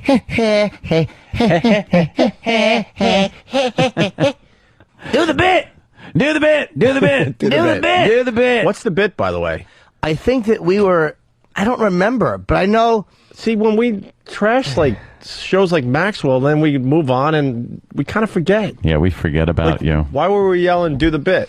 I really don't know. It was probably something about him going, that funny, or his phony radio voice. Yeah. I don't remember what we were saying about Benjamin that upset him. Benjamin. Little Benjamin Bornstein. Benjamin Bornstein. Good boy. Hey, do the bit! Do the bit! Annie! Try to take what is humiliatingly obvious about your phoniness and parody it like you meant to do. That's right, you been talking in a voice like this? That's not funny. Do the bit! Do the bit, good boy! Do the bit! I'm gonna do the rest of the show talking like this! Do the bit! Move to the side, Chuck! I don't get it. Do the bit! Do the bit! I love that. You tool. Not funny! Not funny! N-A-A-H-T. Not funny, yeah, pretty much O and A there. Not funny. Not all that funny. They think they're funny, but at the end of the day, they're not funny. Not funny. Not funny. Drag it out. Do the not funny bit, Norton. Keep doing the bit. Do the not funny bit like that. Do the not funny bit. Dude, they're playing audio of us accurately deconstructing how phony he talks. You are an idiot. God, you have nothing. And there's no response here. This isn't a response that you're really nailing someone with. You had nothing, dude. Do the bit. I'm going to talk like this now. Do the bit. What does that mean? He's just latching on to something. Could maybe they explain that? Yeah, I would like for them to explain. It would be nice if we got an explanation explanation, because I really don't understand. He's not what they're insightful going for enough. there. He's not insightful enough to really deconstruct anybody. He's just a fucking idiot. Yeah, let's say hi to Jeremy in Cleveland. Jeremy, what's up?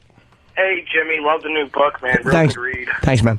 Appreciate it. Hey, when are you going to do signings up around here? I would love to do a signing in Cleveland.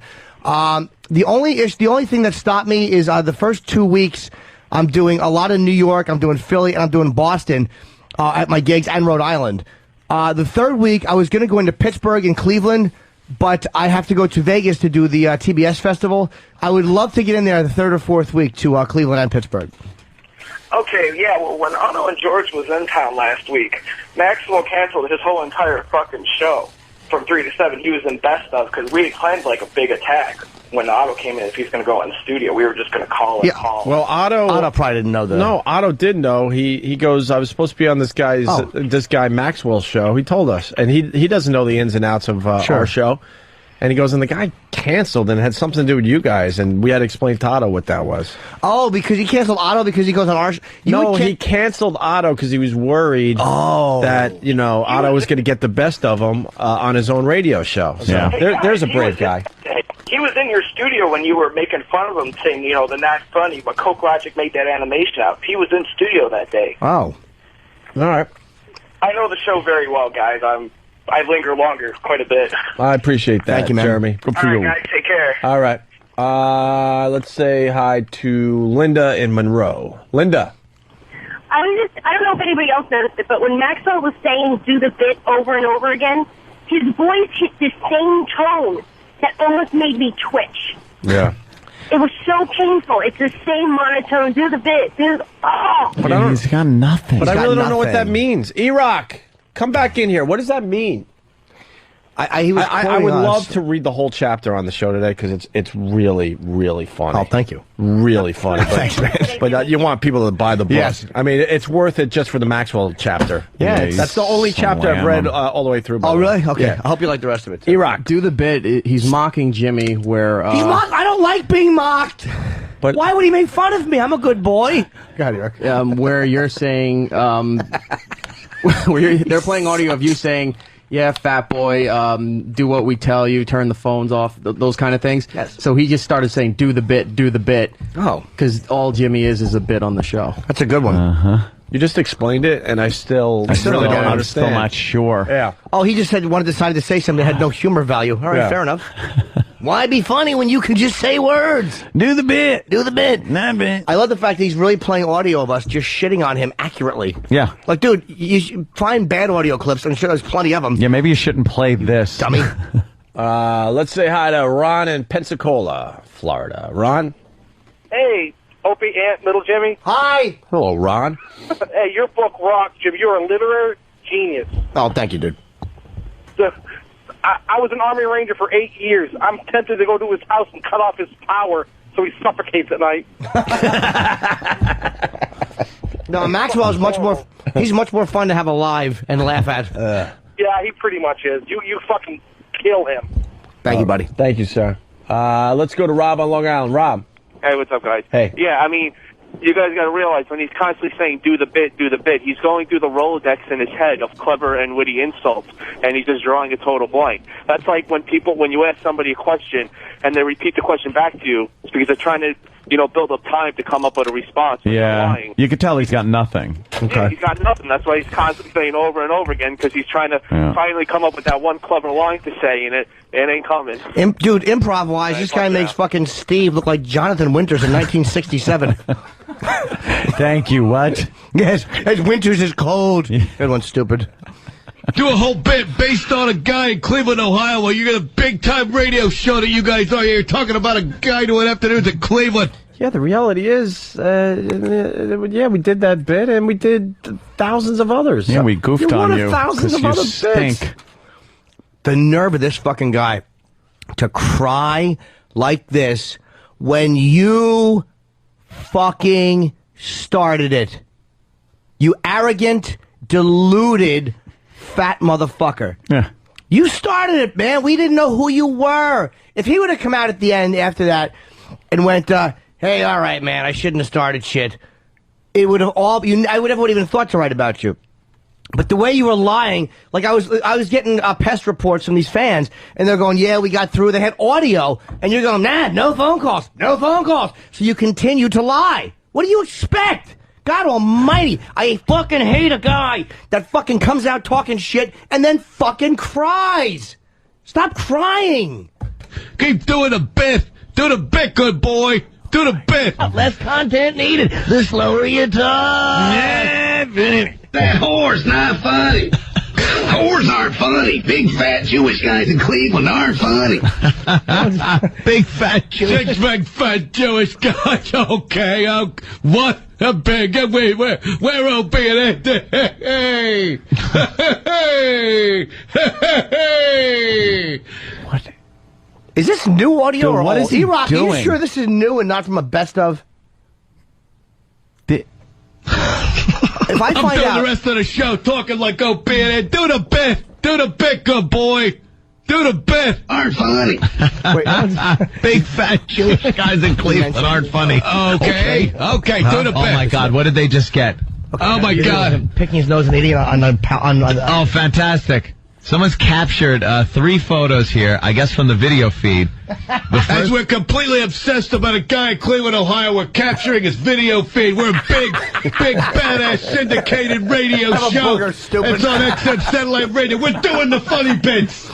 You know, you can't turn that one around, pal. You really can't. Big fat bald fuck eating his own boogers. Yeah, stop. You got nailed. Stop fricasseeing nose candy and fucking consider it's not a chocolate covered ant, you fucking fatso. Just keep your mouth shut, and when the paperback comes out and I've added material, I won't fucking write about you. Don't give me more. That's what we're doing, Stansberry, because we're the kings of comedy over here. You know what we should start doing? We should start taking microphones with us when we walk down and get lunch. Yeah. And we'll do the walk to the cafeteria bit. Do the bit. We'll do that the bit. That's right. We're so big. We're the biggest radio show ever. People care what we eat. Right?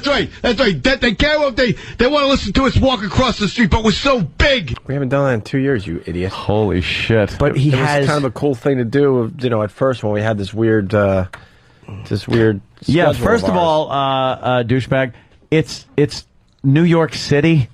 See, it's kind of a big city, and there's actually people walking around on the streets.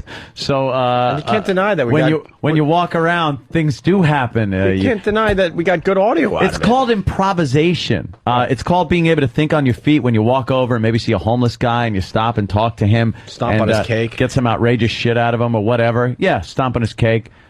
See, that's what it's all about. It's not about repeating the same line. What has to be now 300 times. Yeah. You're saying the same thing, and it's not insulting. Yeah. It's not funny. It's not entertaining. Seriously, it's desperate. I'll give you that. You sound very desperate, it sounds like somebody who, Jimmy absolutely got the better of you, and you don't know how to defend yourself against it. It's pathetic to listen to, is what it is. That wraps it up pretty much. And I didn't write about other radio shows. We fought with we fought with Lex and Terry. We fought with JV and Elvis. This show was fought with Stern Show. This show was fought with who's that guy Jim and that the Pest bought the fucking sign for? Oh yeah, that guy I don't even know anymore. But I mean, there's been so many fights that just kind of went away. That happens. But the thing with you is you were so dishonest about what was happening, and you completely started motherfucking us when we had never even heard of you. Yeah. And a lot of times we get carried away. Somebody will say an offhanded, shitty thing, and we go crazy. You were really hammering us, and then fucking cry like a little bitch when we hit you back. You know what? Sick. We're talking about a guy in Cleveland. That's how big we are. That's how big. We're so big. We're the biggest radio show on the planet. We're Opie and Anthony. That we're going to monitor this guy's rating. We're going to monitor. Wow. You can't even go with it. It's really bad. Hey, it's the guy's radio show. Okay, and then, you know what we're going to do? We're going to monitor his video feed. Then we're going to... You can't even... Yep. He has nothing. So you'll never be on TV. We had to monitor video feeds. Zilch. He has nothing. We're going to capture a picture of him picking his nose and eating it. We're going to out him for being a booger eater. Really? That's kind of funny. He's just narrating what happened. I like this guy. He just states the facts. Yeah. Yes, you're a nobody, and yes, you ate boogers. Yeah. Yes, we have a 3-caption video feed of it. Jeez, at least duck under the deck like I would. And didn't a listener give us Of course a listener did. We don't monitor you. He thinks we're sitting here watching his video feed. We're too busy looking at girls shove things in their pussies. Yeah. You fatso. The pests do that because that's what they love doing. They love finding douchebag, fat fucking assholes like you, and finding you in embarrassing situations, and then sending it to us, and sitting there with your finger dug up your fucking nose, and then shoving it in your mouth afterwards is hysterical. It's the proverbial hoot. Yeah. And we enjoyed it. And somebody, I don't know if it was Whackbag or whoever they were. I know it's an avatar, I think. Some people have it on Whackbag. Yep. Every once in a while, I'll flip through the message board. I'll just see that fucking fat load eating a booger, and I laugh every time I see it. Does a girl kiss you with that fucking but you know what? booger-eating fucking mouth? It's how he eats the booger. Because, I mean, I've been known to eat a booger What, with too. a fuck? Oh. But he eats... he ate that booger like it was the last booger on earth. Dude, he was really into it. He put it on Melba toast. Right. Fucking asshole. He put it on Melba toast. He put it on Melba toast. He put it on Melba toast. Yeah, He put it on Melba toast. He scooped it up with a peak freen. Fat cunt. To being a booger eater about a year and a half ago. Do the bit. Eat the booger, good boy. Eat the booger. Do the booger eating bit. Laughing at him. This one is him. It's completely his fingers dug in his nose.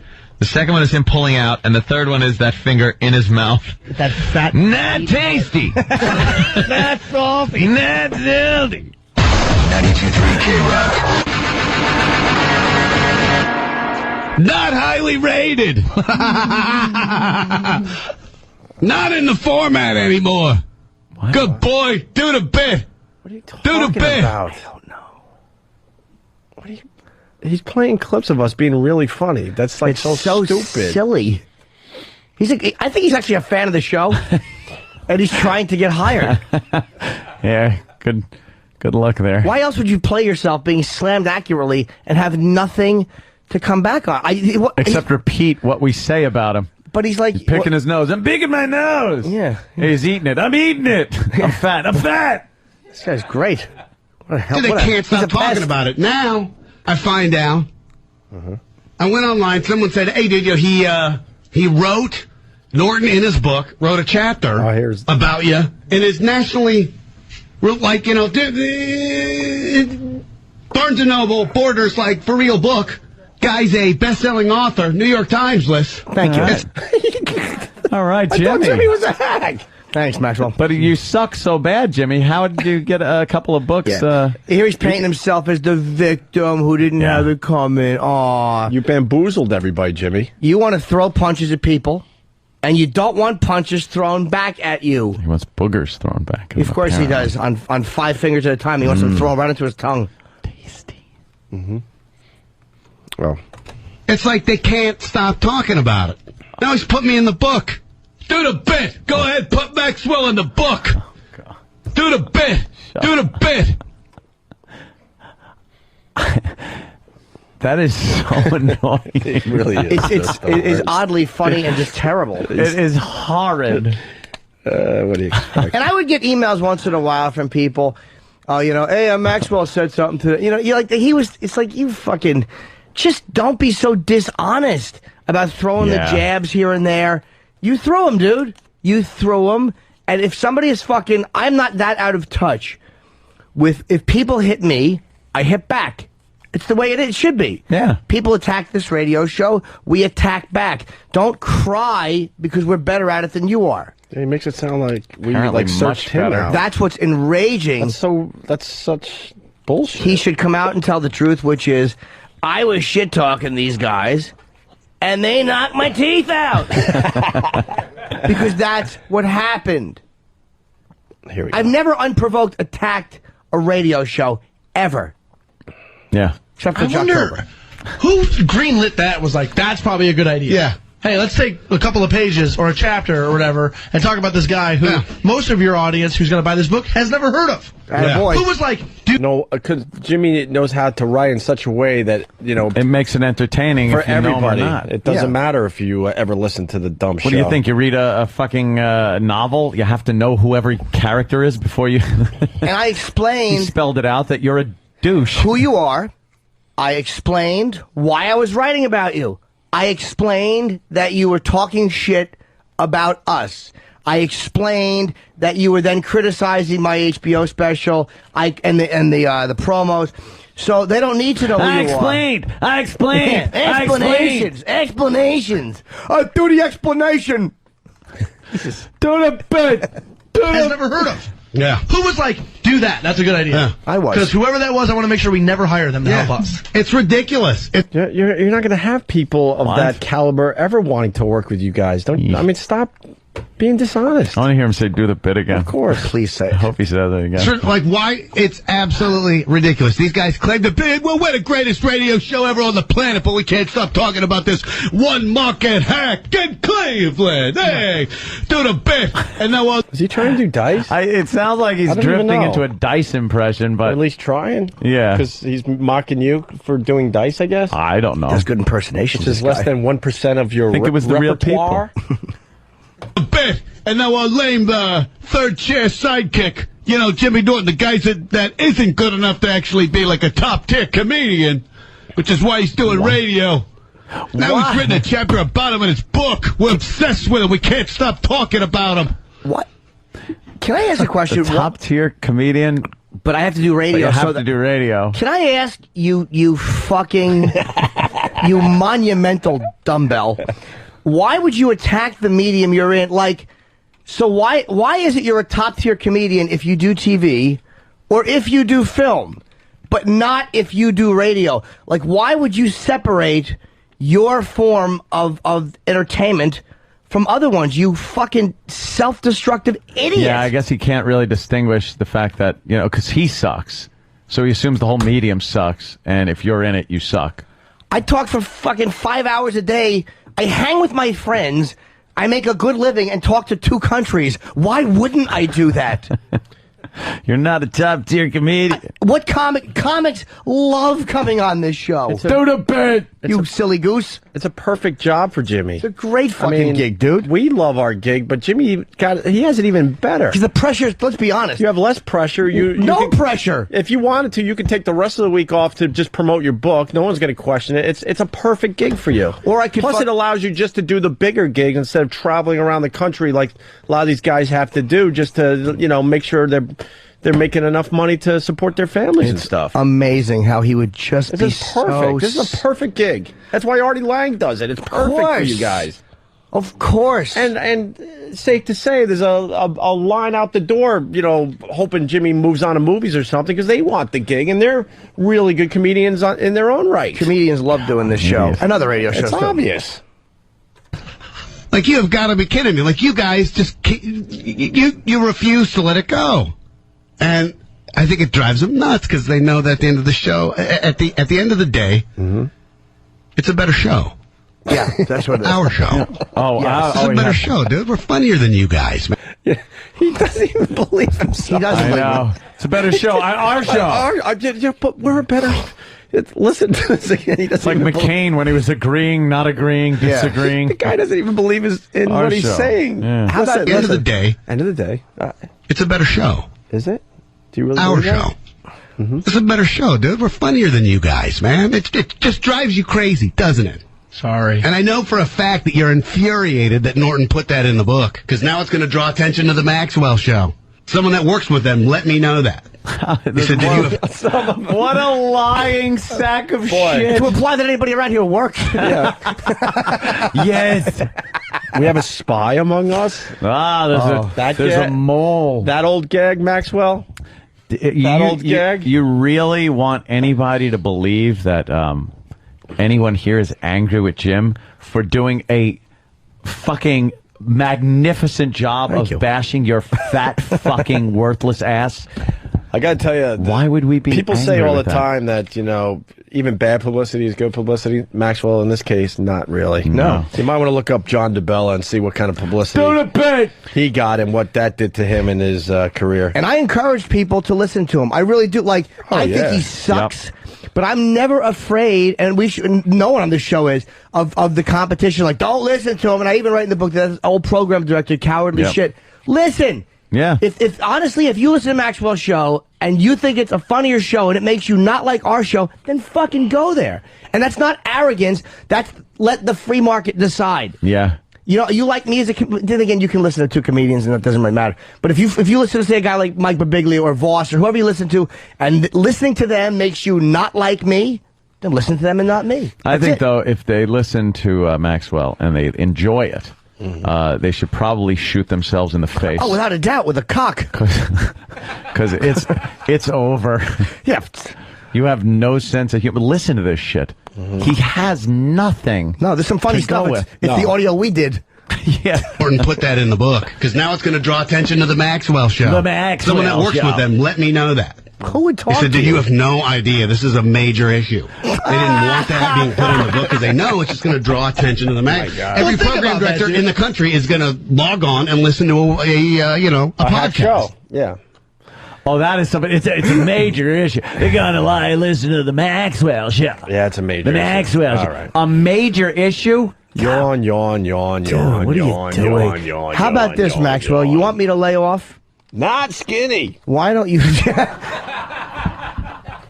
If you want me or the show or whoever you want to lay off, all you got to do is say, look, I started with these guys. I started the fight. I wish I hadn't. I'm sorry I started it. And that would be the end of it for me. I don't need a groveling apology, but that's the reality, stupid ass. You started it. Yeah. I don't like being shit-talked any more than anybody else does. I'm a fucking guy. What do you think? Because we're in New York, that we're indifferent to what people say? Are you that deluded? Are we letting the listeners maybe... yeah. Yeah. I don't know how to get a hold of this guy. I think they know how Think about that, dude. If I was to write a book and do that, they'd have to transcribe it from crayon, you fat tard. If you were well, you better self-publish it. Yeah. better like write a pamphlet and stand outside supermarkets. if I you're was not going to be selling it in any real bookstore. What would he call it? If I was to write a book, what would he call it? Languishing with an unfunny man who eats boogers. It's a long book title. No one would buy that. If I was to write a book, no, you're not going to be writing a book. You'd be furious with me. You'd be like, dude, what are you doing? You know what I mean? Like, your last book was a bestseller. Obviously, you don't need to be doing it. Like, why are you doing that? Do the bit, Chuck. Wait, do the bit. Why would he be mad at him for writing a book? Do it. No, I guess what he's trying to say is if, like, that guy, whoever, I really don't even know his name. That's his sidekick. Yeah, I don't even know his name. I didn't mention his name. I gave him a pass a little bit. If he wrote a book. He wrote a book where he was trashing, I guess, us, Maxwell would be mad. I guess. Oh, right? okay. Yeah. Sure. So what are you? I won't even read a book, let alone write one. So it's not like it's not like we're gonna have that issue. No worries. I'm doing the rest of the show talking like this, like Opie and Anthony. Do the bit. Please don't. I'm doing it. I'm doing it for the rest of the. I'm doing it. It's a ratings. That's right. Do the bit. Oh, that'll be annoying. Do the bit. Do the bit. Holy shit. Maybe he will at one point, but he has not at one point gotten into the content of what I said or said it was wrong. It's not wrong. You shouldn't have shit-talked us, dude. Oh, by the way, don't take our word for it. Let's say hi to Kent in New Jersey. Kent? Hey, it's Ken, but Jimmy, I read your book already. I got it early, which is amazing, by the way. Thank you. I had no idea who Maxwell was. I laughed my fucking balls off that entire chapter. Oh, thanks, man. Thank you. I mean, it's amazing. And for him to say any crap like this, like no one knows who he is, I know who he is now from reading it, and I fucking loved it. From reading that, do you get the impression that I'm picking on this guy, or do you understand that he started shit-talking us for no reason? Oh, you described it perfectly. He started talking crap for no reason about you guys, and all you did was respond like any normal guy would do. And he's crying like a little bitch about it. It's like crying like a bitch, and he can't win this argument, so I can't understand why he keeps going. Because he's an arrogant motherfucker, and he's self-destructive. You'll watch what ends up happening to him. Like he's talking shit about a million guys like this. You just watch how this ends. Are we crying right now because he's talking shit about us? Like I know why he is, because I blasted him in the book, and now he's re-responding. But we're not acting wounded like, why is he talking about us? You just found humor in the whole thing. Yeah, you can't play it both ways, man. It's a really good read. And he's trying to say you're not a top comedian, but you're on HBO. Like, you don't get an HBO gig unless you're like on the top of your game, you dummy. This guy's so not a big deal that we're going to talk about him for 45 minutes on our nationally syndicated radio show. Yeah, because we knew how to make it entertaining. Yeah, it was funny, unlike what you're doing right there. Exactly. Right. Our third chair, hack sidekick Jimmy Norton, who isn't good enough to be a hack sidekick. Jesus, that has an HBO show. Third chair. A second book out. Selling out everywhere he goes now in his comedy. Isn't good enough to be a true top tier comic, which is why he does radio. Dedicates a chapter to this guy. Mm-hmm. We're obsessed with these guys. Mm-hmm. He has to shut the phones down. Yeah. Why would you have to shut your phones down? We shut down his MySpace page. That's not funny. To clarify, that's not what you meant.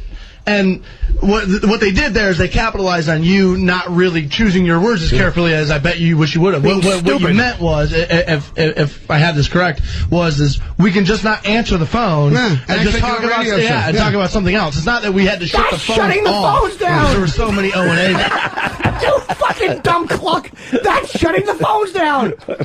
If you can't take phone calls, it doesn't matter whether you can do a show without them or not. If you can't take them, it means we've shut them down. The fans have shut your phones down. Oh, maybe you didn't mean to say shut them down. Maybe you just meant we can't answer them.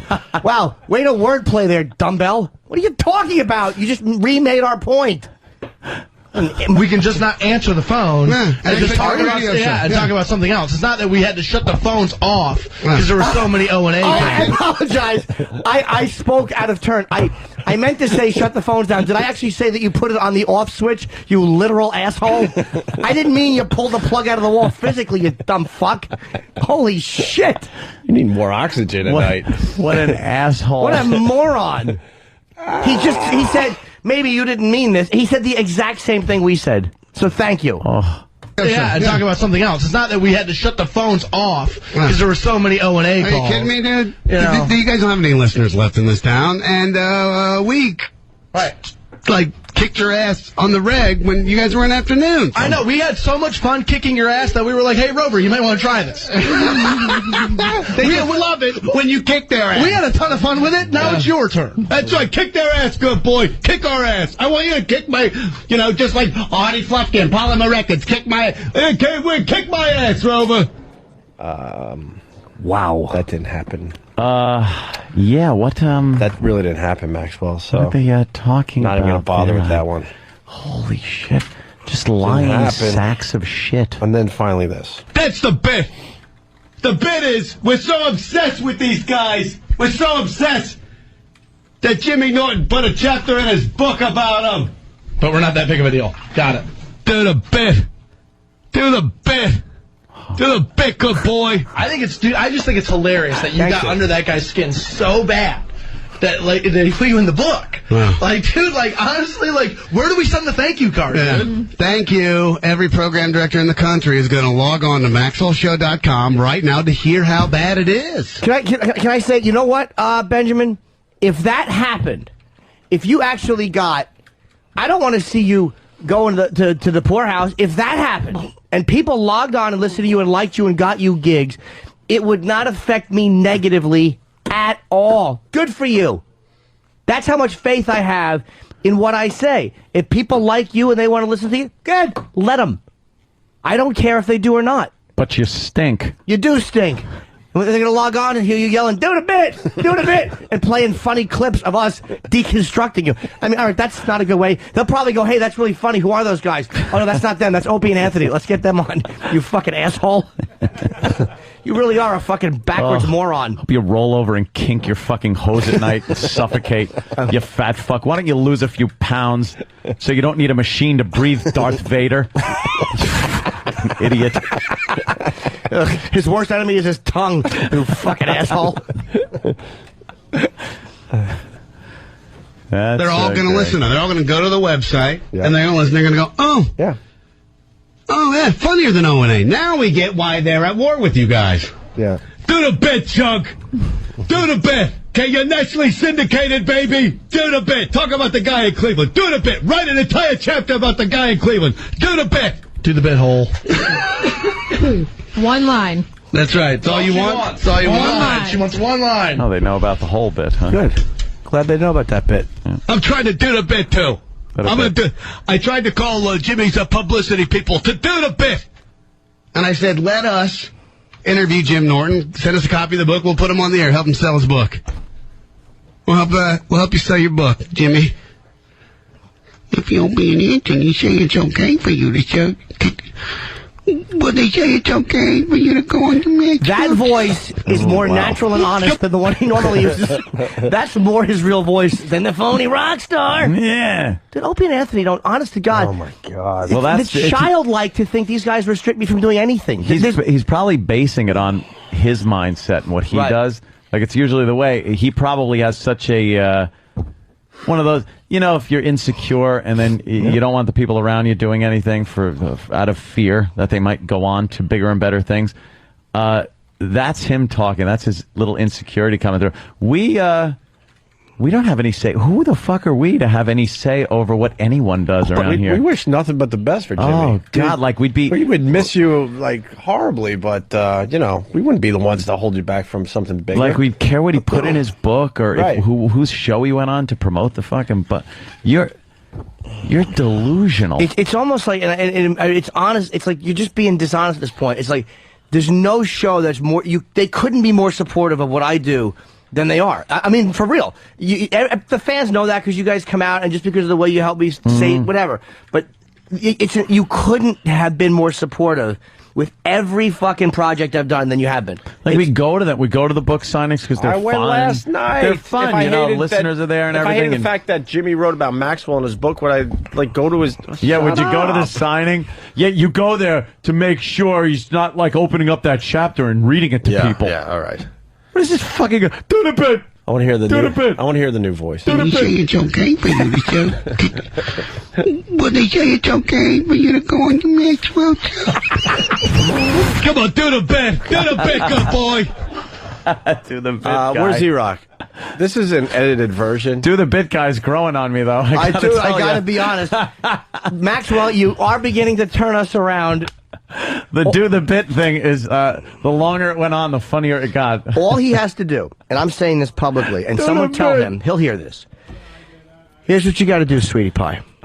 Now, there will be a paperback version, and the reality of books is paperbacks sell a lot more than hardcover. They just do. It's the way it works, because then the paperback is constantly printed forever and the hardcover ceases. So you put extra material to try to get people, like in my first book, there was like 40 extra pages, and there will hopefully be the same in this book. If you want me to amend that chapter at all at the end, in the whatever, epilogue, then you come out. Jimmy, we can't allow that. And you, well, if the guys allow me to. I mean, enough is enough. Why can't I do it? But wait, when you go on the show, but Opie. But it's, you come out, you just admit it. You started shit with us. Yeah. You got more than you expected. You're not comfortable with where it's gone.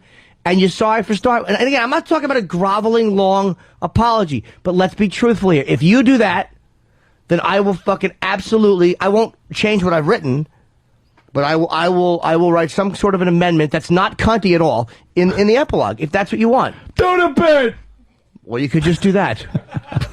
Or you could just do that and make me happy. That's your choice. Let's say hi to... You're nice to me, I'll be nice to you. Zeke in New York. We're scared of Maxwell's fans calling in. So we're screening the calls. Hello? Yo, Norton's a jackass. Just a little while ago, he goes... Sir, that language is not called for. Yeah. No. But you go a little while ago, you said, I would never attack another show. But dude, were you listening to Jocktober? You didn't hear me say it right after. I Wow. was joking. I think someone spoke. I said, except for Jocktober. I said that. You didn't hear him say except for Jocktober? Oh, no, I missed that part. I'm sorry. Did you hear him say... yeah. We got off on the wrong Best, foot. man. I love it. Okay, thank you. Why don't you do the bit? Do the bit. But yeah, I was kind of kidding when I said that. That's Danny why I in mentioned Buffalo. Danny? Hey, this fat fuck should be grateful to you guys. Nobody heard of him before you. Even his not funny line made it into the GTA 4 game. Oh, did it really? Yeah. Yeah, if you're driving a car and you hit something, Nico goes, not funny. Good. Yeah, he's enjoying this. Punching out, guys. All right, let's say hi to David in Cleveland. David.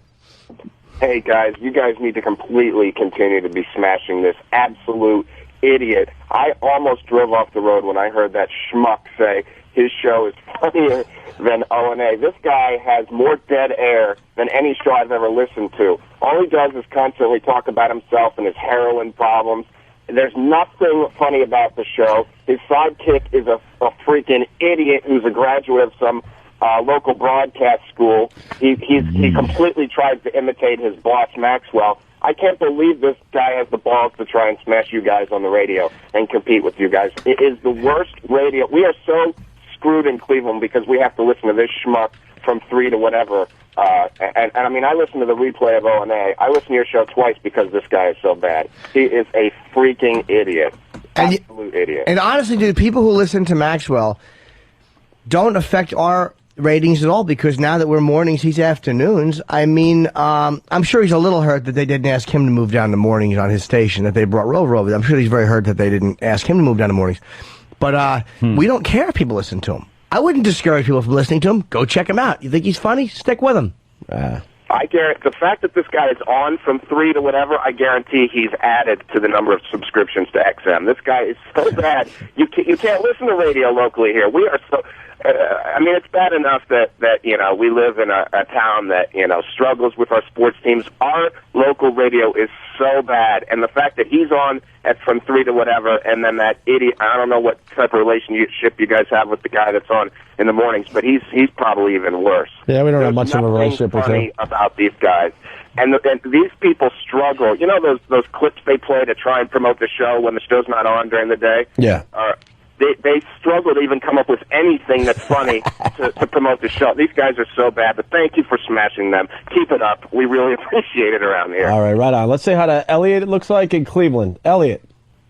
Hey, how you doing? Hey. Hey, I hope what you said before about Maxwell being self-destructive is absolutely true, man. He freaking, after he fought with you guys first, then, and that kind of died down, he started bashing Rover in the morning. And he pissed off Rover so much that they went out of war. And Maxwell, from his own mouth on his own show, said the management told him he wouldn't have a job past November if he keeps on with this stuff. Was that when they were on the same station? Yeah, Rover's on the same station. Wow. But I mean, so he was fighting with Rover while he was on the same station? Yes. Okay. Rover does the mornings and he does the afternoons. Yep. So if you think you're that great, why don't you just continue, Maxwell? Yeah, why? Could be a place for you somewhere else. We took those chances many times. Yeah, thanks, man. Yeah, keep hitting Rover unless Rover's murdering you. Oh, boy, looks like management told you to shut your mouth there, Maxwell. And then what'd I you guess do? you're not as important as Rover. Maybe I listen to Opie and Anthony, but you listen to the manager. The program director said shush. Oh, this is good. Let's say hi to Chad in Houston. Chad. Hey, what's going on, guys? Hey. Hello, Chad. Hey, I just want to let y'all know Maxwell is writing a book. Oh, really? It's a never-ending story called Things I Like to Eat. Punching out, guys. Everything from carbs to boogers to apparently a little humble pie. Play that clip, you fat cunt. Matt and Ridge. What's up, Matt? Hey, what's up, guys? Hey. I had a great time last night. I was the guy with the cane. I was like the fourth guy in line. Oh, thanks for coming, man. And, dude, you guys were the most courteous. You and O were really cool, man. But, Opie, you forgot to sign my book, man. I was there just for Jimmy. I wasn't trying to push my shit. I was just sitting there, like, every book, just taking pictures and you stuff. guys were very cool, and Cool. the picture you took, Jimmy, was really cool. And I know you're going to be out there on Long Island, man, tomorrow night. Yep. Everybody should get out there and see you, and the book is dynamite. You rock. I just wanted to thank you so much for your kindness. Oh, thank you, man. Thanks for coming. Thank you, sir. Man. Take care. All right. A couple more, then we'll move on. Brian in Texas. Brian. What's up, fellas? Hey. Dude, you totally missed Maxwell having line of the day, his own line of the day. What'd he say? Because if you listen, go back and listen, second mic said, "To the line, hole!" And her whole response was, "One line." Didn't she say she wanted to say one line or whatever? No, dude, her response was, "One line." Oh, God. Well, she hasn't talked shit, so we haven't attacked her. Yeah, I'm sure she's a cunt. You're too polite. Fuck them all. Let's see. Let's go to Mary. Mary. Hello. Hi, Mary. Hey, what's going on? What's up, buddy? Hey, that Maxwell show sucks so bad that he doesn't even have his own theme music, you know? All right, Mary, thanks. Well, he does. You really hammered the point home there. Yeah, for way to go, everybody. Murr. What? Jesus. What's the contact? Well, it's all over Pal Talk. Yeah, all right. Apparently, and what about the people that aren't show doing the the Pal message Talk? boards and everything else? But pop it up. Yeah, we should take a break. Give it out, and you got it. We don't have his numbers. I mean, I don't know. it's not in my BlackBerry. Is it no? No, why would it be? There it is. Well, yeah, they'll dig it. These people are pains in the asses. Believe me, they got it. We only encourage people, if you decide to call a radio show, just be honest about how you feel. If that's good, hey, look, if you're a fan of Maxwell, or if you like this show and you hate me and you want to tell Maxwell that and support him, go ahead. Say what's on your mind. That's honest. Whatever it is. What's the number, Ed, for the people that aren't on Pal Talk, just to get the numbers? All right. I hope you got a pen to jot this down with. Request lines are 216-578-1007. Toll free, 1-800-348-1007.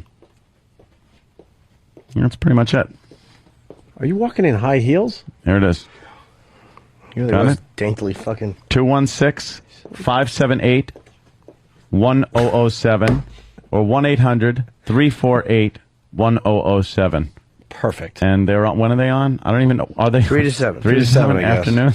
I learned that today. Yeah. All right. Why don't we take a break, and we might do bombs and flubs today, I would like to do some bombs and flubs. Yeah? Because this beating Maxwell's giving us, dude, is killing me. Do the bit. Please, can that be a sound drop for tomorrow? Yeah, we need to do the bit. All right, we'll do something next. Rock and roll. Daylight savings. Opie and Anthony. So we went to Jim's book signing last night, and I got to tell you, meeting the listener is always cool, but every once in a while you meet a listener and you feel like you're meeting a celebrity. I met Dog Shit Sniffer last night. Yep. No way. And I was very excited. I'm like, holy shit, you're Dog Shit Sniffer. I read your stuff every morning. The Dog Shit Sniffer. And then he bummed me out because he goes, I'm also Dickie Punchcock. Right? Not as He's Dickie Punchcock? Yeah, motherfucker. Dog Shit Sniffer is Dickie Dog Shit Punchcock? Sniffer tore down one of the instant feedback walls, and I learned that he's two names. Two names, that guy. He's just trying to keep it interesting. Dickie Punchcock and Dog Shit Sniffer are the same guy. Yeah, his stuff is funny. He does the racist stuff under Dickie Punchcock. As long as I don't find out that Steven from Bayshore and Malik are the same person. Well, that ain't happening Thanks, ever. guys. Is that Obama voting? I like it. Yeah, we got the audio. I am. You want that? I'd love to hear what he had to say. All right, I'll give you that. Who you voted for? Even he can't pull the handle. He gets in there. Fuck this. What am I doing? Well, we said we were going to bring it to you right away, and there he is, Senator Obama in Chicago, casting his ballot. Who do you think he's going to vote for? Jimmy Tide. What a feeling that must be to be able to vote for yourself as President of the United States. Talk. Jimmy Tide. Jimmy Tide. He voted for Jimmy Tide. There he goes. He voted for himself, obviously. I bet. Took his kids with him. Where was the wife? Was she with him? I didn't see her. What? Yeah, they're getting a divorce. No. Yeah, no, it came out about an hour ago. Yeah. That could ruin his chances. It sure can. Once, maybe something else. Maybe he's interested in getting a little something else. See, I'm picking my nose right now, just because it itches a little. Electoral vote count. It's over already. Yeah. Look at this Dow. The Dow loves Obama. 236 up. Yeah. You want to do some bombs before we get out of here? Yes. All right. There you go. All right. We haven't done bombs and flubs, we usually call it, in quite a while. No. We celebrate. No, it's when somebody fucks up on this program. I love this bit because there's only one. Well, do it. Do the bit. Do the bit. Do the bit. Do the bit. Do the bit. Do the bit. Do the bit. Can I say that this bit was stolen from us, by the way? The bombs and flubs bit. The bombs bit was stolen by Maxwell, and he's been doing it from 3 to 7, 5 days a week. Swim walk. Do the bit. Do the bit is one. I will say this, and I mean this. One of my favorite fucking things right now. Yeah, I know. Just to say, do the bit.